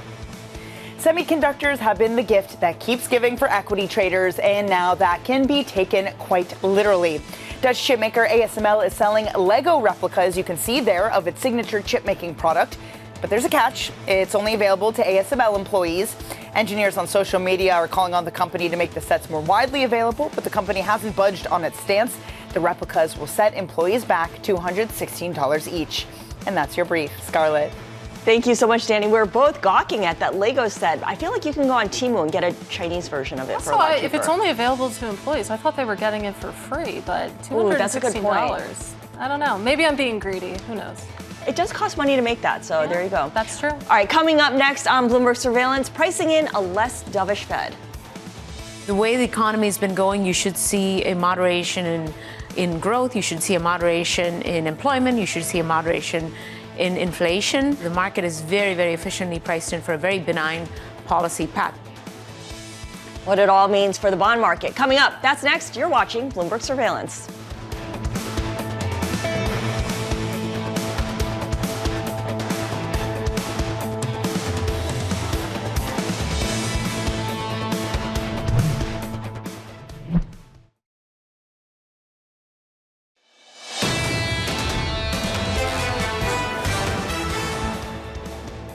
All All right, welcome back to Bloomberg Surveillance. Katie Greifeld here with Scarlett Fu. Everyone is off today except the two of us, and we're bringing you the pre-market action right now. Not too much to speak of, but exciting nonetheless. The S&P 500 a little bit higher, about 0.1%. We've been camped out at these levels all morning, of course. Maybe we'll see the shock and awe that we got yesterday, but this market, I believe, closes at 1 p.m., so people have to hop to it. The bond market, I believe, closes at 2 p.m. For some reason, they can't just close at the same time. And they also don't close on the same days either, No. just to make things extra interesting for everyone who is in the office. Yeah, there's also a 5-year bond auction today at 11:30 a.m. Last year's 2-year auction, yesterday's 2-year auction, I should say, was pretty solid, but we know that there's plenty of demand at the short end and the belly of the curve.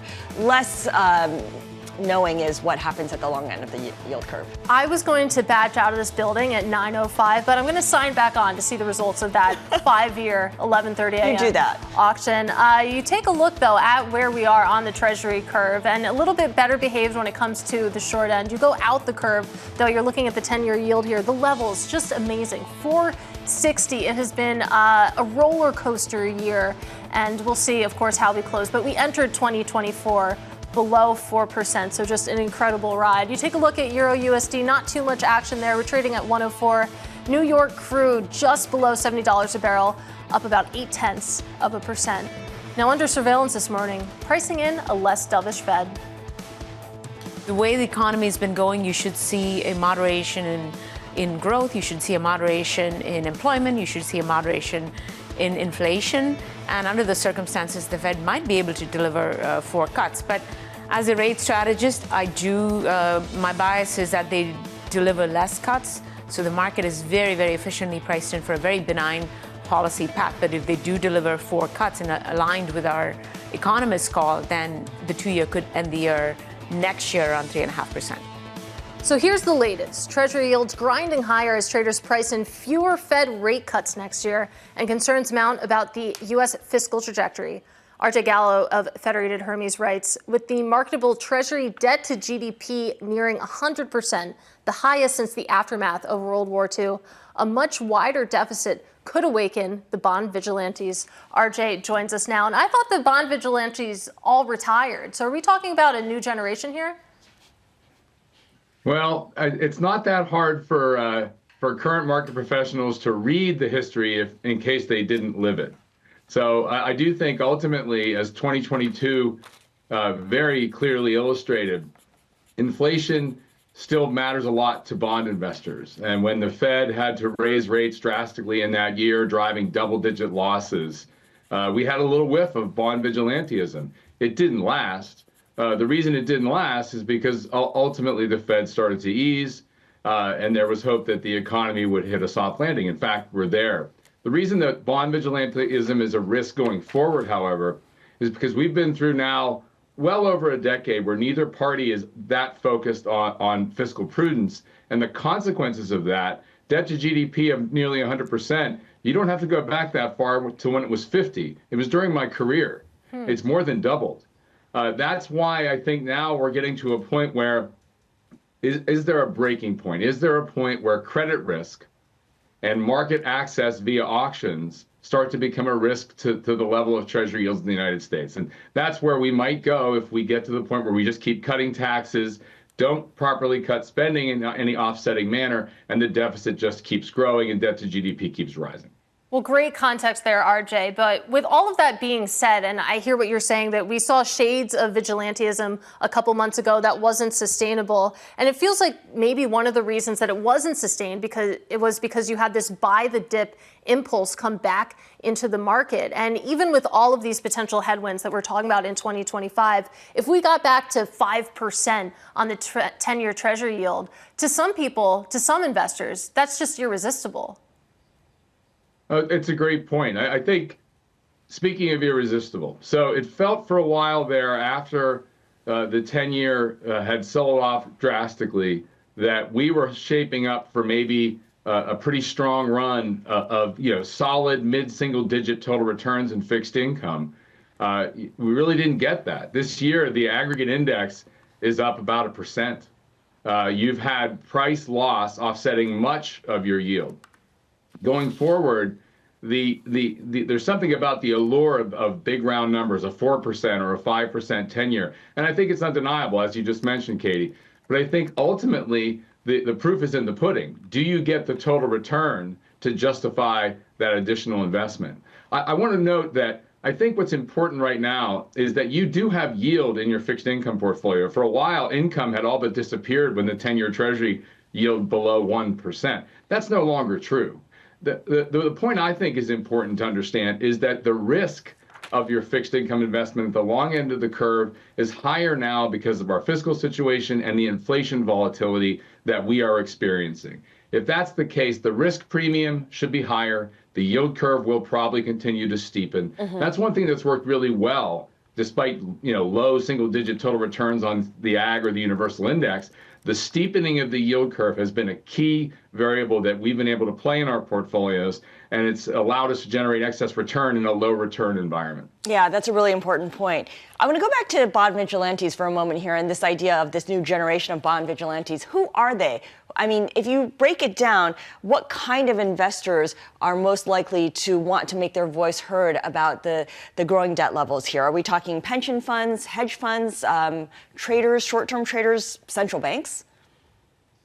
I think that it's unlikely to be an entity like a pension fund or an insurance company. Many of them have very long-term perspectives. They often have long liabilities that they're trying to immunize with a long-term investment. I think that prices are always set on the margin, right?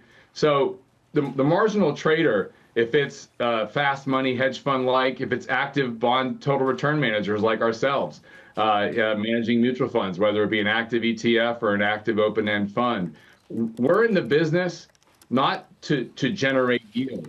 We're in the business to generate total return. So the bond vigilantism is a risk if investors who are attracted to big round numbers, 4 or 5%, then get disciplined by low total returns or negative total returns, then obviously the allocation of capital becomes a little bit different as you look prospectively going forward. Right. So to me, bond vigilantism isn't something that you're born with.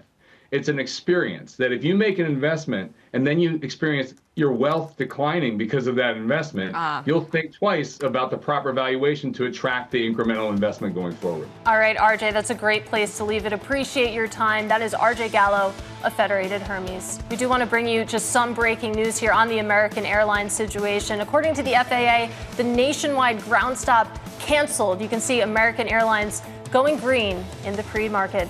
Coming up, it's the third hour of Bloomberg Surveillance on this Christmas Eve. Don't go anywhere. This is Bloomberg.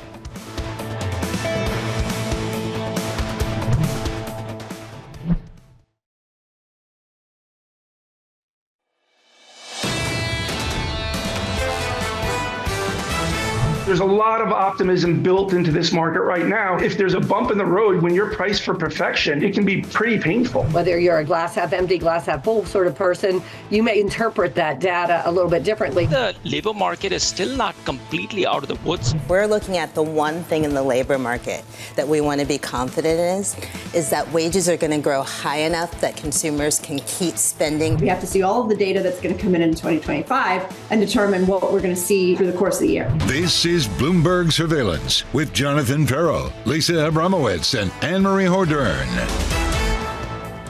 From New York City for our audience worldwide, good morning. This is Bloomberg Surveillance. I'm Scarlett Fu alongside Katie Greifeld and Jonathan Ferro. Lisa Abramowitz and Anne-Marie Hordern are off for the day. Happy Christmas Eve, everyone. They will be back, Anne-Marie tomorrow and the other two next week. In the meantime, Katie Greifeld, a very festive Katie Greifeld on this Christmas Eve. I do love any theme, and a holiday theme is easy to dress around. We're actually wearing the inverse, not that anyone cares. Scarlett has on a black shirt, I have on black pants, and you have on red pants. I know. Well, it's like we planned it. We're just on the same wavelength here. And it's good because we've been together for 3 hours. Somehow we're in the third hour of Bloomberg Surveillance. And I think we've been making a lot of hay out of pretty boring markets. Yeah, I mean, right now we're looking at a muted open here for U.S. equities for this holiday shortened trading session. Yesterday, we saw a muted open too in futures, and we ended up getting a rally. So I don't know if that's any indication of what we might see today. If so, that would be a 3-day rally for the S&P 500. We haven't had a big 2-day rally in about 3 weeks, and we just notched that. Which is an interesting stat. I mean, you hear it and it's kind of surprising because it has been such a good year for the equity market. But in the last 2 weeks, we've had 2 down weeks in a row. We haven't seen that in a while. You did see some of this momentum that we've been getting used to in 2024 start to fray around the edges. But in the last final trading days, maybe a little bit of a lift. The momentum in the bond market, at least at the long end of the yield curve, has been lower prices, higher yields. And that's really been consistent. And we continue to see that with the 10-year yield right around 7-month highs, the highest since late May, 4.60% there. New York crude continuing to stay elevated, or at least up about 0.8%, 69.76. A lot of supply there out in the market. I think it's the bond market. I'm so thrilled we've been talking about it. So I anchor Open Interest. It's 9 to 11 a.m. daily. Let's just plug our shows. We don't talk about the bond market too much because we're right at the stock market open. I imagine you talk about the bond market often on the close, but it's really been hard to not talk about the bond market, especially when it comes to the relationship with equities, because this up and to the right movement that you're seeing in the S&P 500 feels like it's totally ignored all of the volatility that we've seen in the bond market. It can feel like it's divorced from the action in the bond market for sure. Bond market investors worry about a lot of things. Equity investors seem not to be worried about as much. Nvidia's doing fine. Exactly. The narrative works. Let's just keep bidding prices higher, right? Coming up, we've got Michael Purvis of Tall back in with stocks looking maybe at a third straight day of gains for the S&P 500. We also have Ryan Peterson, CEO of Flexport, on the looming threat of tariffs. And Raghu Yarlagadda, he is FalconX CEO, on his outlook for crypto in 2025. We haven't talked about that one yet. No. And we've barely talked about Elon Musk. Maybe we can marry the two together. All right. Well, I'm sure we can find a way to get those two together. Let's begin this morning, though, with equities. Stocks perhaps looking for a third straight day of gains heading into the Christmas holiday. And, of course, the backdrop here is the S&P 500 on track for a second year of 20% plus returns. We've talked about this statistic a lot, Katie, but it just kind of bears repeating because it sets us up for the optimism for 2025.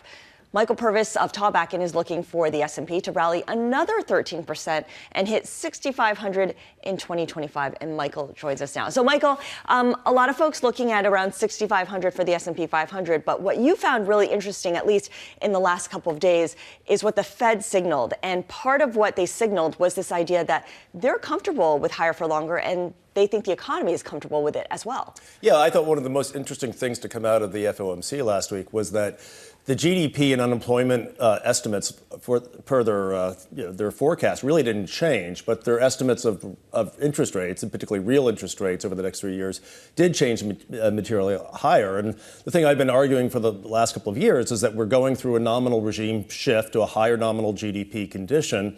And with that, you basically need a higher long-term interest rate, right, and higher long-term real interest rates. And I think what's the economic data is sort of demonstrating is that, in fact, that's sort of revealing itself. So one of the interesting things to consider here is that, okay, real interest rates, pick your number, there's different ways to measure them, and there's different maturities, but 1.5% that's supposed to be restrictive. That was the narrative we heard last summer, and yet it really isn't, right? And if you go back through history, most of the economic expansions could easily accommodate real interest rates where they are now. Now, the one we just went through from 2011 to 2019, that was an ultra low rate environment, and there was always a sense that in a condition that was really just so dominated by the Fed that, oh my God, like any increase in interest rates that was material, the economy would fall apart, right? But I think given there's so many different forces that are sort of driving the shift to nominal GDP, that I think what's happened, what we learned last week was, it was ugly for the markets. It was actually, I thought, a very sort of constructive and I thought sort of sensible view of how to think about 2025 and 2026. Okay, so narratives being debunked, the first one being that the economy can't handle higher interest rates. In fact, it can, and we're starting to see evidence of that. What other narratives need to be debunked or need to be, challenged? Well, I think that's certainly a very, very important one there. I think the other thing that, you had a guest on just earlier talking about the deficits and bond vigilantes maybe coming back and all that. I think one of those things that has to be considered in that discussion, which is really important, because let's face it, the U.S. government is, I call it the anchor tenet of the economy. It's, contractual payments meaning the social entitlements plus the interest payments are 20% of GDP. We've never had that before, right? So if you think about it, we've had a really strong economic expansion here. So the question is if we do slash deficits, right, that's obviously great for the federal balance sheet, but how much of a recession does that cause, right? And I'm sure the guys at Mar-a-Lago, the folks at Mar-a-Lago are sort of working through that right now, that it's one thing to get productivity gains through federal enterprises. It's another thing just to say, okay, well, let's slash hundreds of thousands of workers and spike the unemployment rate up to 6%. Like, is Trump really going to want to start his term doing that, right? So there's this trade-off between what's good for the balance sheet and what's good for the U.S. income statement, meaning the GDP growth there. And they're really tied together. So I think that has to be really sort of considered as you think about deficits are bad. But, let's face it, the deficits are driven by contractual obligations that certainly we haven't seen anyone in D.C. shown an interest in really reforming the entitlements, which is really the elephant in the room there. So I'm not sure. I think the bond vigilantes are going to have to sort of just come to we'll see how much they balk at these structural deficits, but they seem inevitable to my mind. And I think we're just going to have to accommodate them. So whether that means a higher premium being priced into the back end of the curve, which to me sounds very logical. Like, I think term premium has been really way too low for a while. So I think that's sort of one of those things that is, we're going to start seeing more of. But it's not necessarily bond vigilantism. I think it's more of just a repricing of that facet of the bond market. Well, when it comes to the long end of the Treasury curve, you think about 10-year yields currently trading at 4.60. How much of a premium are you thinking about? What would be potentially fair value when it comes to that benchmark 10-year Treasury yield? Yeah, well, people are throwing on the 5 number all the time now, right? That was a scary number in the past, and I would say right now, look, I think your prior guest made this point, and I would agree with it. That look, relative to the yields around the world, you're getting significant real yield, significant nominal yield, and exposure to the fantastic U.S. economy, certainly on a relative basis there. So I think there will be a bid for that. And for where you see the tension in these auctions occur is usually if that 10-year yield is frantically moving from 4.5 to 5, right? And then there's an auction. Yeah, that auction's not going to go well, right? And then the narratives develop that, oh my God, the U.S. is going to fall apart, the fiscal condition, we're becoming Argentina and all that kind of stuff, right? Yeah. I don't buy that. I think that those are bond buyers being smart bond buyers and feeling the tension and saying, no, you got to pay me more on that. Does that mean that the gold's going to go to 10,000 and the U.S. dollar is going to collapse and all that kind of stuff? I don't participate in that. But I would say that if right now we're in one of those transitional moves coming out of last week's Fed, we have a lot of reasons to think about a higher inflation premium. There's going to be a lot of confusion until we see policies coming out of D.C. with Trump, and there's just basically there's a Trump uncertainty premium that also has to be factored in there. So I would guess, long-winded way to answer your question, Katie, but I would say 5%. You're going to start to see people, starting to really, buy that aggressively. So that's the Treasury market picture, and we don't have a lot of time left here, but I want to quickly talk about the corporate bond market because something happened last week that we haven't seen in a while. We actually saw spreads on high-yield bonds move higher. We've just been grinding lower and lower. What's the takeaway there, and what does that mean for the equity market? Well, I think, over the last year and a half, bond yields, high yield has led the way down and sort of said, hey, guys, no, the hard landing is not happening, right? Often you hear that narrative from the Treasury market or sometimes from equity analysts. But I would say that what happened last week with this higher, longer interest rate condition, some of these maturity wall issues may start coming back a little bit there. But let's just face it, valuation on equities was way overextended. Valuation on a lot of credit was way overextended. It was a reason to reset, right? You're asking the S&P to coming into the Fed meeting that was an awkward meeting, right? At 22.5 times to just be perfect for the rest of the year and have that Santa rally. Well, there is a corollary of that in the high yield market there. So I think the broader context here is that broadly speaking, the credit indices should be okay here. But I think there's a warning light going on as we go into this year, as there should be anytime valuations get this stretched. All right, Michael Purvis, really appreciate your stopping by here on Christmas Eve. Happy holidays to you and your family. And to you. Thank you. Michael Purvis of Tallback Capital Advisors. In the meantime, let's go over now to Danny Berger and get you an update on stories elsewhere this morning. Danny, some big news with American Airlines. That's right, and it's good news, Scarlett, for those who are heading to the airport and have an American flight. The FAA now says that American Airlines has canceled its nationwide ground stop. Earlier, the company said it was experiencing a technical issue. At one point, shares fell nearly 4%, pared some of those losses back down to 1% in the pre-market. And in sports, the Green Bay Packers trounced the New Orleans Saints on Monday Night Football. It was a 34-0 shutout at Lambeau Field. The Packers clinched a playoff berth for a second straight year with the win, but receiver Christian Watson did have to leave the game due to an injury. The league now looks ahead to two Christmas Day matchups, with the Chiefs taking on the Steelers and the Texans hosting the Ravens in what will be the first NFL games to air on Netflix. But of course, the most important thing of that is that Beyonce will be doing the halftime show. Turning now to baseball, Pittsburgh Pirate fans were given an early Christmas gift, where franchise star Andrew McCutchen re-signed with the team on a one-year deal.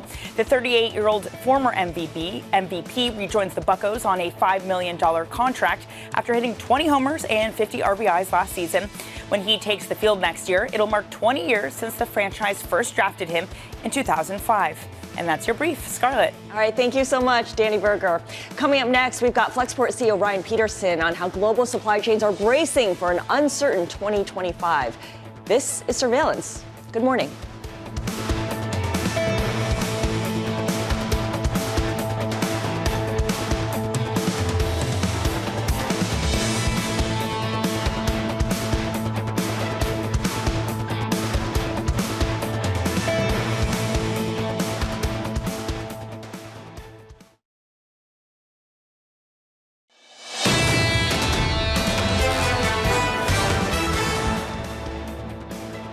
All right, welcome back to Bloomberg Surveillance on this Christmas Eve 2024. Let's take a look at these markets right now. It's a holiday shortened week. It's a holiday shortened trading day today, and you can see that the S&P 500 poking higher pre-market. I stress that these are small moves when it comes to the stock market. At least you can see the S&P 500 up about 0.1%. We'll see, of course, if we get a repeat of yesterday when we had a very strong finish. But you take a look at the currency market as well. Euro dollar trading just a hair below 104, down about 0.1%. The bond market well behaved at this moment. The 10-year Treasury yield up about 2 basis points, trading at 460. And then you take a look at New York crude. We are up about 0.7%. We've been hanging out just below $70 a barrel. We'll see, of course, if we add to that in the session. But let's talk about tariffs, because President-elect Donald Trump proposing tariffs on Canada, Mexico, China, and the EU, resulting in more questions than answers about how his administration will implement them and how fast. Ryan Peterson of Flexport writing, we're seeing strong demand for ocean freight. It could be driven by a multitude of factors. Fear of a potential IAL strike and tariff increases earlier than usual, Lunar New Year, plus a strong economy. Ryan joins us now. Ryan, really interesting there when you think about this increased demand for ocean freight. You name a number of factors as we just walked through. Is that taking share from other methods, or is this just the pie growing bigger? Well, I think what you're seeing is a pull forward. So it's taking share from the future, that people are trying to get goods in before a potential strike or tariffs. That, if you're concerned about those things, which you should be, and you have the option, you have the flexibility in your supply chain, you want to get the goods in as soon as possible to avoid the disruption. And how much can we draw on the experience of the 2016 election and the first Trump administration when it comes to mapping out the potential impacts of some of the tariffs that we're talking about? Yeah, I mean, we've seen this movie before in many ways. The tariffs weren't as disruptive as people maybe expected them to be. Their tariffs have existed, throughout all of human history. It's basically how governments always funded themselves. So people are able to adapt to this. It's not huge shock, but it is. The big thing right now is the uncertainty. It's like, what exactly is going to hit? When is it going to hit? How is it going to hit?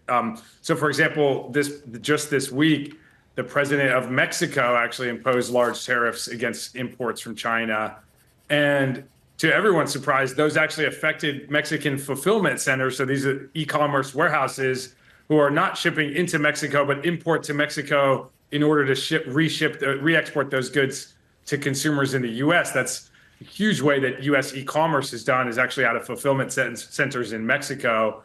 And this morning, late last night, the largest fulfillment centers in Mexico had to email all of their customers and cancel all their contracts. So a lot of American businesses are scrambling today to find new fulfillment opportunities, new ways to serve their customers in the U.S., even though it had nothing to do with the U.S. government. Yeah, that feels like a complete wild card. So when something like that happens, basically someone throws a deck of cards up in the air, how long does it take for a new normal to be set in place? The fun part about working in logistics, we all figured out many years ago, there's no such thing as normal, and we got to be ready for whatever happens. So it's every day a new thing. It feels like between the strikes in the Red Sea disrupting ocean freight, you've got tariffs, you've got a drought that's affecting the Panama Canal. It's you just have to be very nimble and agile if you want to run a supply chain in the modern world. Yeah, makes sense. Going back to the tariffs question that Katie was posing, the details, of course, are TBD. We don't know when, we don't know how much, but we do know that some form of these tariffs are coming on imported goods into the U.S. And the mechanics are pretty clear in terms of tariffs tend to reduce demand for these imports, at least if you're American. But you also point out that we've seen a decrease in ocean freight rates from China, and that could be an offset. So walk us through what that might mean for goods that are being imported from China and how manufacturers think about that. Yeah, we'll see. Ocean freight rates have been quite high throughout the year, sort of 2 to 3 times long-run historical averages. And this is in a market where the supply side of the market, the number of ships in operation and their capacity, has ballooned. There's been a huge deployment of new container ships that, as these carriers made a lot of money during the last cycle, during COVID, they reinvested that in new ships. So one would predict with this huge surge of supply that the price will come down. The only reason that hasn't happened is because of the Red Sea. It's absorbing capacity as ships have to go around the southern coast of Africa. If anything is to be done and allowing container ships to return through the Red Sea, that will instantly bring the price of ocean freight down by 2/3 or so, is our guess, maybe more, probably saving companies $4,000 to $5,000 per container that they import. That's a pretty big deal. The average value of an ocean container at wholesale, the goods inside of it, is probably $100,000. So if you're talking about 25% tariffs, that's $25,000. Helps a little bit. It's not going to get you all the way back there, though. The $25,000 per container is a pretty big blow. Yeah, absolutely. And I mean, as we've been talking about, there's a lot of unknown here. And it's both about the levels that we're talking about, the final levels, whether or not we get deals negotiated with our trade partners. But when it comes to actual tariffs, in your notes, you write that there's basically only 2 ways that businesses can deal with new tariffs. They can absorb the cost themselves, or they can increase their prices. And the businesses that you work with, that you speak to, what are you hearing so far about which path they're actually going to follow? Yeah, well, that's a very simplistic way to try to simplify things for everybody. I think that's true in the very short run. If you've got goods on the water coming here and not much else to do but pay the tariffs, and then you have to choose whether to make less money or pass it on. But in the medium term, there's a lot of strategies available. You can, by the way, make goods in the United States and you don't have to pay any tariffs. You may on the raw materials, but you won't on the finished goods, which is most of the value. You can make goods in other countries that have free trade agreements with the United States. There's tariff engineering. So by understanding at a very detailed level, partnering with your customs broker like us here at Flexport, you can understand the raw materials and how those create the duty rate. And if you change things, you may get a different duty rate. So there's a lot of opportunity to reduce tariffs over the medium term. And I think companies are getting really smart about this. Thanks to the last cycle, all of these strategies have been deployed. If you didn't see this coming at all, sure, people weren't sure that Trump was going to get elected. But by the way, Biden's been increasing tariffs too. So I think people have been preparing for this for a while, and should be in a reasonably okay place to adapt to it. Well, Ryan, where are we on the nearshoring/onshoring narrative? Because that's been a big push over the last couple years, especially gaining steam in the pandemic. But you know better than most people that supply chains are pretty slow-moving animals. They take a long time to actually shift and move them. So where are we on that push? It really depends on the sector. I mean, there's a massive amount of reindustrialization taking place in the United States right now. But it tends to be much higher value goods, higher complexity things that and the deployment of things like advanced manufacturing and robotics. But for low value goods, what you're seeing is that the shift down to countries like Vietnam, to Mexico as well, but even cheaper countries like Vietnam and Cambodia. India is having quite a boom right now in exports. So it's and then certain things, China is still just a great country at manufacturing. And there are certain sectors where even with higher tariffs, it still makes economic sense to produce there because of the quality and the scale of their manufacturing capabilities. And you see it, I was in China not too long ago, and the quality of their cars is remarkable.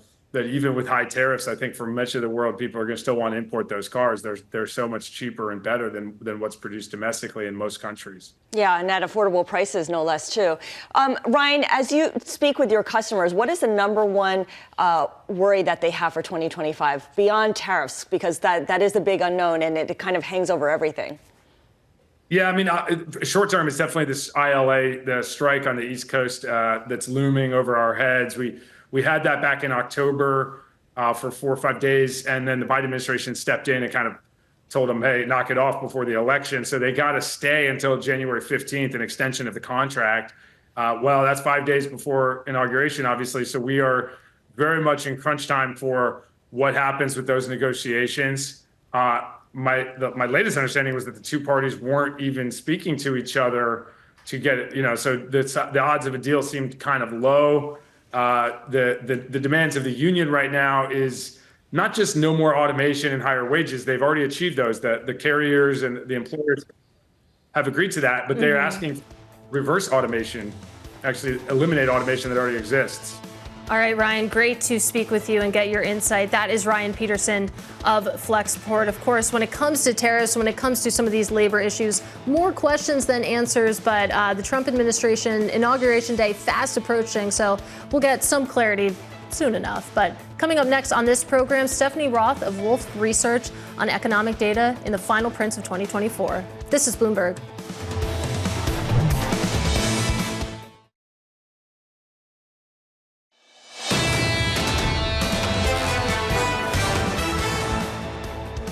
All right, welcome back to Bloomberg Surveillance on a snowy Christmas Eve from New York City. I'm Katie Greifeld alongside Scarlett Fu. Counting you down to the end of the year, you take a look at equities at this moment in the pre-market. Green on the screen, very small though, when you take a look at the gains. The S&P 500 up about 0.1%. The NASDAQ 100 up about 0.2%. The small caps actually climbing their way. Yeah, climbing their way into the green. It's been a rocky couple of weeks for those small companies as rates continue to rise here. But the Russell 2000, at least for this moment, up about 0.1%. That's your equity market. Let's take a look at the bond market right now. All quiet, I would say. Of course, the year's not over yet. We have a bond auction at 11:30, 5-year yields, right, Scarlett? Yes. There we go. After a solid 2-year auction yesterday. Solid yesterday, and you can see that the 2-year yield not doing too much this morning. A little bit of a sell-off materializing down the curve at the long end. You can see the 10-year Treasury yield currently higher by about 2 basis points. The 30-year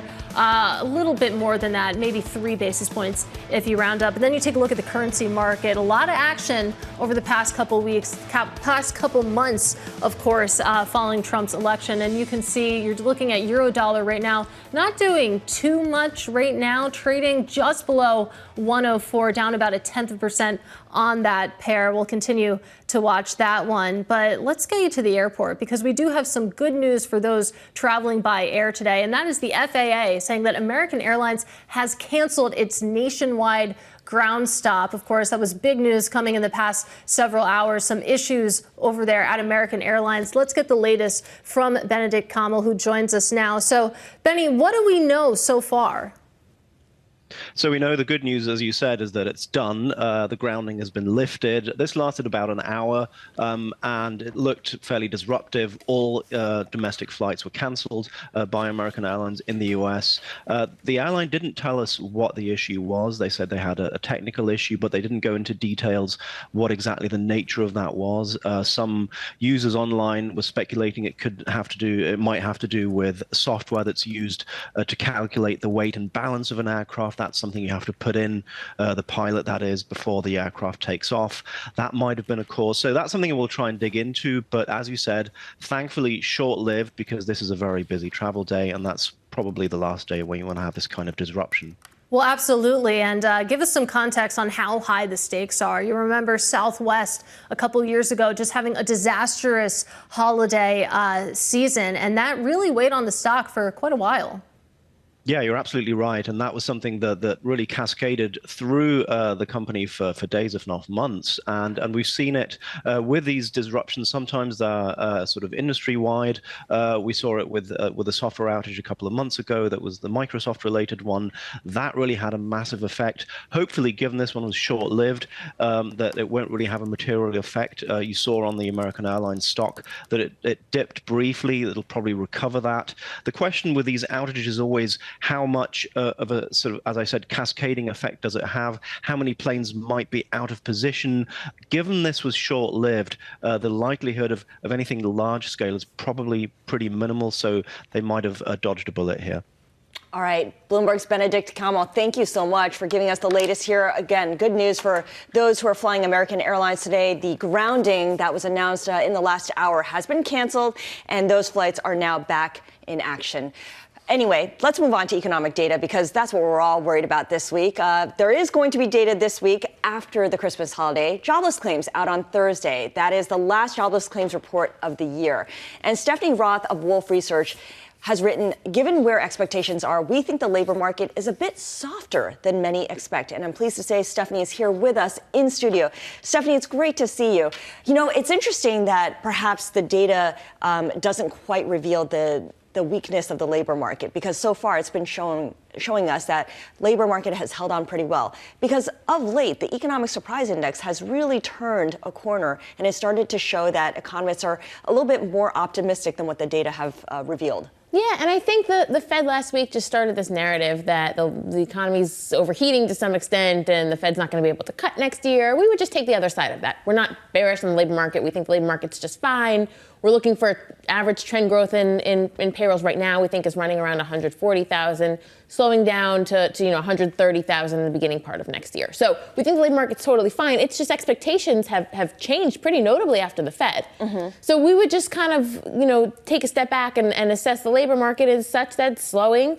And it's consistent with the Fed being able to cut. So now with the market pricing in just 1.4 cuts for next year, we would just take the other side. We think, something like two cuts makes a lot more sense. You look at the unemployment rate as well, and if you go past 1 decimal point, it shows perhaps a little bit of weakness that isn't quite revealed when you round up the number. And that's something that people have brought up a couple of times over the last couple of unemployment reports or jobs reports overall. How are you thinking about unemployment rate versus the non-farm payroll number as, the trigger point for the Fed to really consider if the labor market is strong or weakening? Yeah, I mean, it's probably something like 4.5% is something that would really get attention. But besides that, it's probably a little bit more from a nuanced perspective. So it's a combination of a rising unemployment rate plus some of the variables. The household survey, which is what drives the unemployment rate, has been underestimating the labor market this year. It's been undercounting, or at least our base, compared to other measures, undercounting the trend in terms of immigration. So we do think it hasn't been fully capturing the full labor market so far. I want to build on that because you mentioned immigration, and that is a conversation that is becoming more and more when it comes to the labor market. You think about some of his proposed immigration policies. You think about the potential of mass deportation. Like you were saying, in the labor market we currently have, maybe we're not counting that impact as well as could be desired. On the flip side, if you head into 2025 and you do see mass deportation to some degree, what could that mean? Yeah, so there's a lot of concern that when Trump cracks down on immigration, that would be very inflationary. Our view is perhaps not so much, just because the labor market has rebalanced a lot. We don't necessarily need this influx of people. So we do think it will put some downward pressure on the unemployment rate, but not massively so that it would incite a significant amount of inflation. Base case is that Trump doesn't do mass deportations such that net immigration is negative. We think it would look something more similar to what we saw in his first administration, where it slows down pretty notably, but something that puts pressure 0.1 to 0.2 percentage points on the unemployment rate downward for this year. So maybe some downward pressure on the unemployment rate. What about wages, though? How does that factor in? Yeah, so in theory, downward pressure on the unemployment rate should put some pressure on wages. The one thing is productivity has picked up to some extent, so that should help to mitigate the sort of the impact from unit labor cost perspective. So companies should be able to sort of do okay because they can get a lot more out of the workers that they have. So even if there is a little bit of wage pressure, it shouldn't be that significant. So base case is wages run at about 4%, which is where they've been right now. Generally speaking, the Fed would tolerate something like 3.5% on wages. They take wages minus productivity to get to what that means for inflation. Because productivity has picked up, they can tolerate slightly higher wages without it being a real concern from an inflation perspective. Okay, so that's the labor market picture. We also have data coming out on inventories, wholesale inventories and retail inventories on the 27th. Normally, I don't pay a lot of attention to these. They don't tend to move markets. But with so much discussion about companies ordering more to get ahead of potential tariffs, do you think that's going to show up in the November numbers? Probably not the November numbers. So what we saw is before the election, we didn't see a big boost in terms of our imports from China. But what we're starting to hear since the election is that companies are starting to order in advance of tariffs. So it's anecdotal at this point. At this point, it's anecdotal. We have spoken to some sources that are on the ground in China, and it does seem like there is some ordering from companies on the ground. So we do anticipate you'll start to see signs of that. You could certainly look at the inventories data. The other thing to track is our imports from China. Are you starting to see a notable pickup? My anticipation is you will. If you can hold the inventories and it's not too costly, it would make sense just because there's a high likelihood tariff rates are going to go up pretty substantially. What does that mean when you see a pickup in inventories in terms of the overall picture of the economy? How does that perhaps tip the scales a little bit in what it says about GDP or other measures? So the way that GDP is going to track the inventories, they look at the change of inventories. But basically, if you see inventories pick up in a big way, that will boost GDP in the near term. But that tends to create an air pocket later. So what we'll likely see is you'll see a stronger economy. Our base case is tariffs happen much later in the year. So a stronger economy for the first part of next year, inventories being a notable part of that. And then once tariffs go into effect, if and when they do, then you could see a pretty substantial air pocket just because you've over-ordered your inventories and now you see a notable price pickup as well. That's interesting. And I mean, we were just talking about that pull forward with Ryan Peterson of Flexport on the part of several businesses. So, I mean, we'll see what impact that has. I want to take a little bit of a left turn here, and I want to talk about quality of data because you think about the BLS, the Bureau of Labor Statistics. They've had some botched releases over the past couple of years when it comes to inflation data, most notably. And when it comes to the quality of the data that you're looking at to put together your forecasts and your thinking on this economy, is that something that you worry about? I mean, it's always a challenge. And I would say the biggest problem is more about seasonal factors than anything. It's been really difficult for the government agencies to seasonally adjust the data post-COVID, which is one of the reasons why we've seen substantial revisions after the fact. And that's caused a lot of people to mistrust the data. I would say no. We definitely trust the data, but we take it with a grain of salt. We look at a broad measure of every type of indicator so that we can get a cleaner read of the big picture. And we take a really close look at what's going on from the seasonal perspective because that tends to have an important impact. So, for example, inflation in Q4 tends to be notably lower, especially core PCE inflation, which is what the Fed tracks, and then it tends to see a boost in Q1. Our base cases will continue to see that, and last week's core PCE showed that as well, showing a really weak reading. A big part of that has to do with seasonal factors, and we should see that in December as well.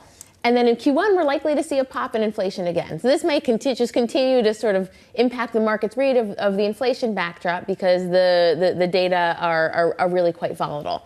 which helps explain why the narrative has been changing every 3 months, because that's when the seasonal factors tend to change, and it's been swinging expectations over the past couple of years. Well, I appreciate that context. I do want to hear a little bit more about, what data sources that you're looking at outside of, headline CPI and the non-farm payrolls report. It was interesting in a Fed minutes release in the last couple months that participants were talking about they're using more disaggregated data or information provided by business contacts, basically to have a more holistic picture, as there are some of these questions about data collection. So what are some of your favorite non-conventional sources of data? Also, something that we've had to look at recently is the state employment data, because we can look at the employment data in aggregate, but there's been so many problems with weather. How do you get a clean picture of that? So just for example, we put out a report today digging into the state employment data to help us assess how much our hurricanes had an impact in the past couple of months. And that helped us smooth through the noise. And it told us that the underlying trend in payrolls is that 140 that I mentioned earlier. And a big reason is because the hurricanes had a substantial impact in the past couple of months. So that's one. Similar thing, looking at claims by state, because then you get a sense of what's happening from that perspective.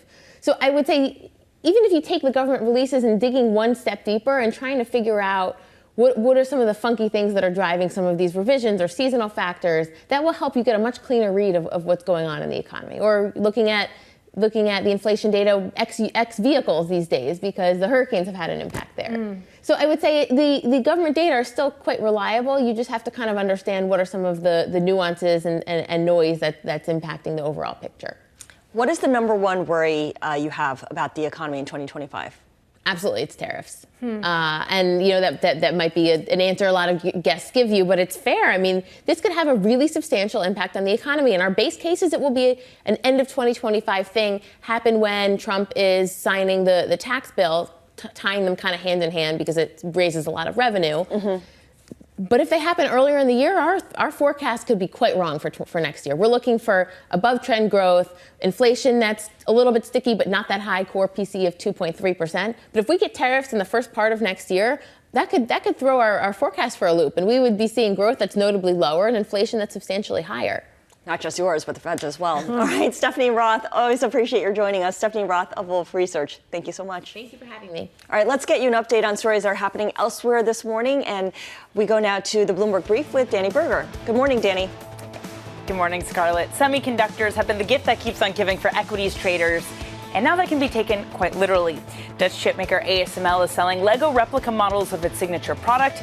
There is a catch, though. If you want one, it's only available to ASML employees. Engineers on social media are calling on the company to make the sets more widely available.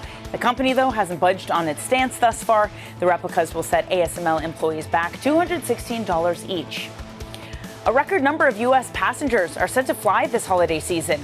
The FT reporting an all-time high of 54 million people are forecast to fly between December 19th and Jan 6th. That, according to Airlines for America data. U.S. carriers are offering 140,000 more seats each day than they did last year. Orlando, Las Vegas, Cancun, Fort Lauderdale, and Honolulu are all among the most popular destinations. And Santa began his journey around the world at 6 a.m. ET this morning. NORAD has been tracking St. Nick since 1965. The aerospace organization told Axios it doesn't use AI to track Santa's journey, but relies on radar in military aircraft. It added that Santa usually arrives between any given area between 8 p.m. and midnight, but only when children are asleep. And yes, Scarlett, those are live pictures of Santa and his reindeer. And that's your brief. I love it. Thank you so much for that Christmas Eve special, Danny. And happy holidays to you. Danny Berger, of course, with our Bloomberg Business Brief. Coming up next, actually, before we get there's a headline, Katie, about Amtrak. Due to mechanical and equipment issues, Acela trains, 2 of them, are canceled between Washington and Boston. And this comes on the heels of several Acela trains along the Northeast Corridor that faced delays yesterday. It's been a tough week if you're traveling by train along from Boston to Washington. And by air, at least for this morning, that snafu with American Airlines, which has since been resolved. But I hear it's snowing outside. We haven't been outside in many hours, but I would imagine maybe that's snarling the trains. But what do I know? All right, well, good luck to anyone who has to rebook their train from Washington to Boston. Coming up next, we're going to set you up for the day ahead. It's going to be Christmas, but the days afterwards as well. You're watching Bloomberg Surveillance.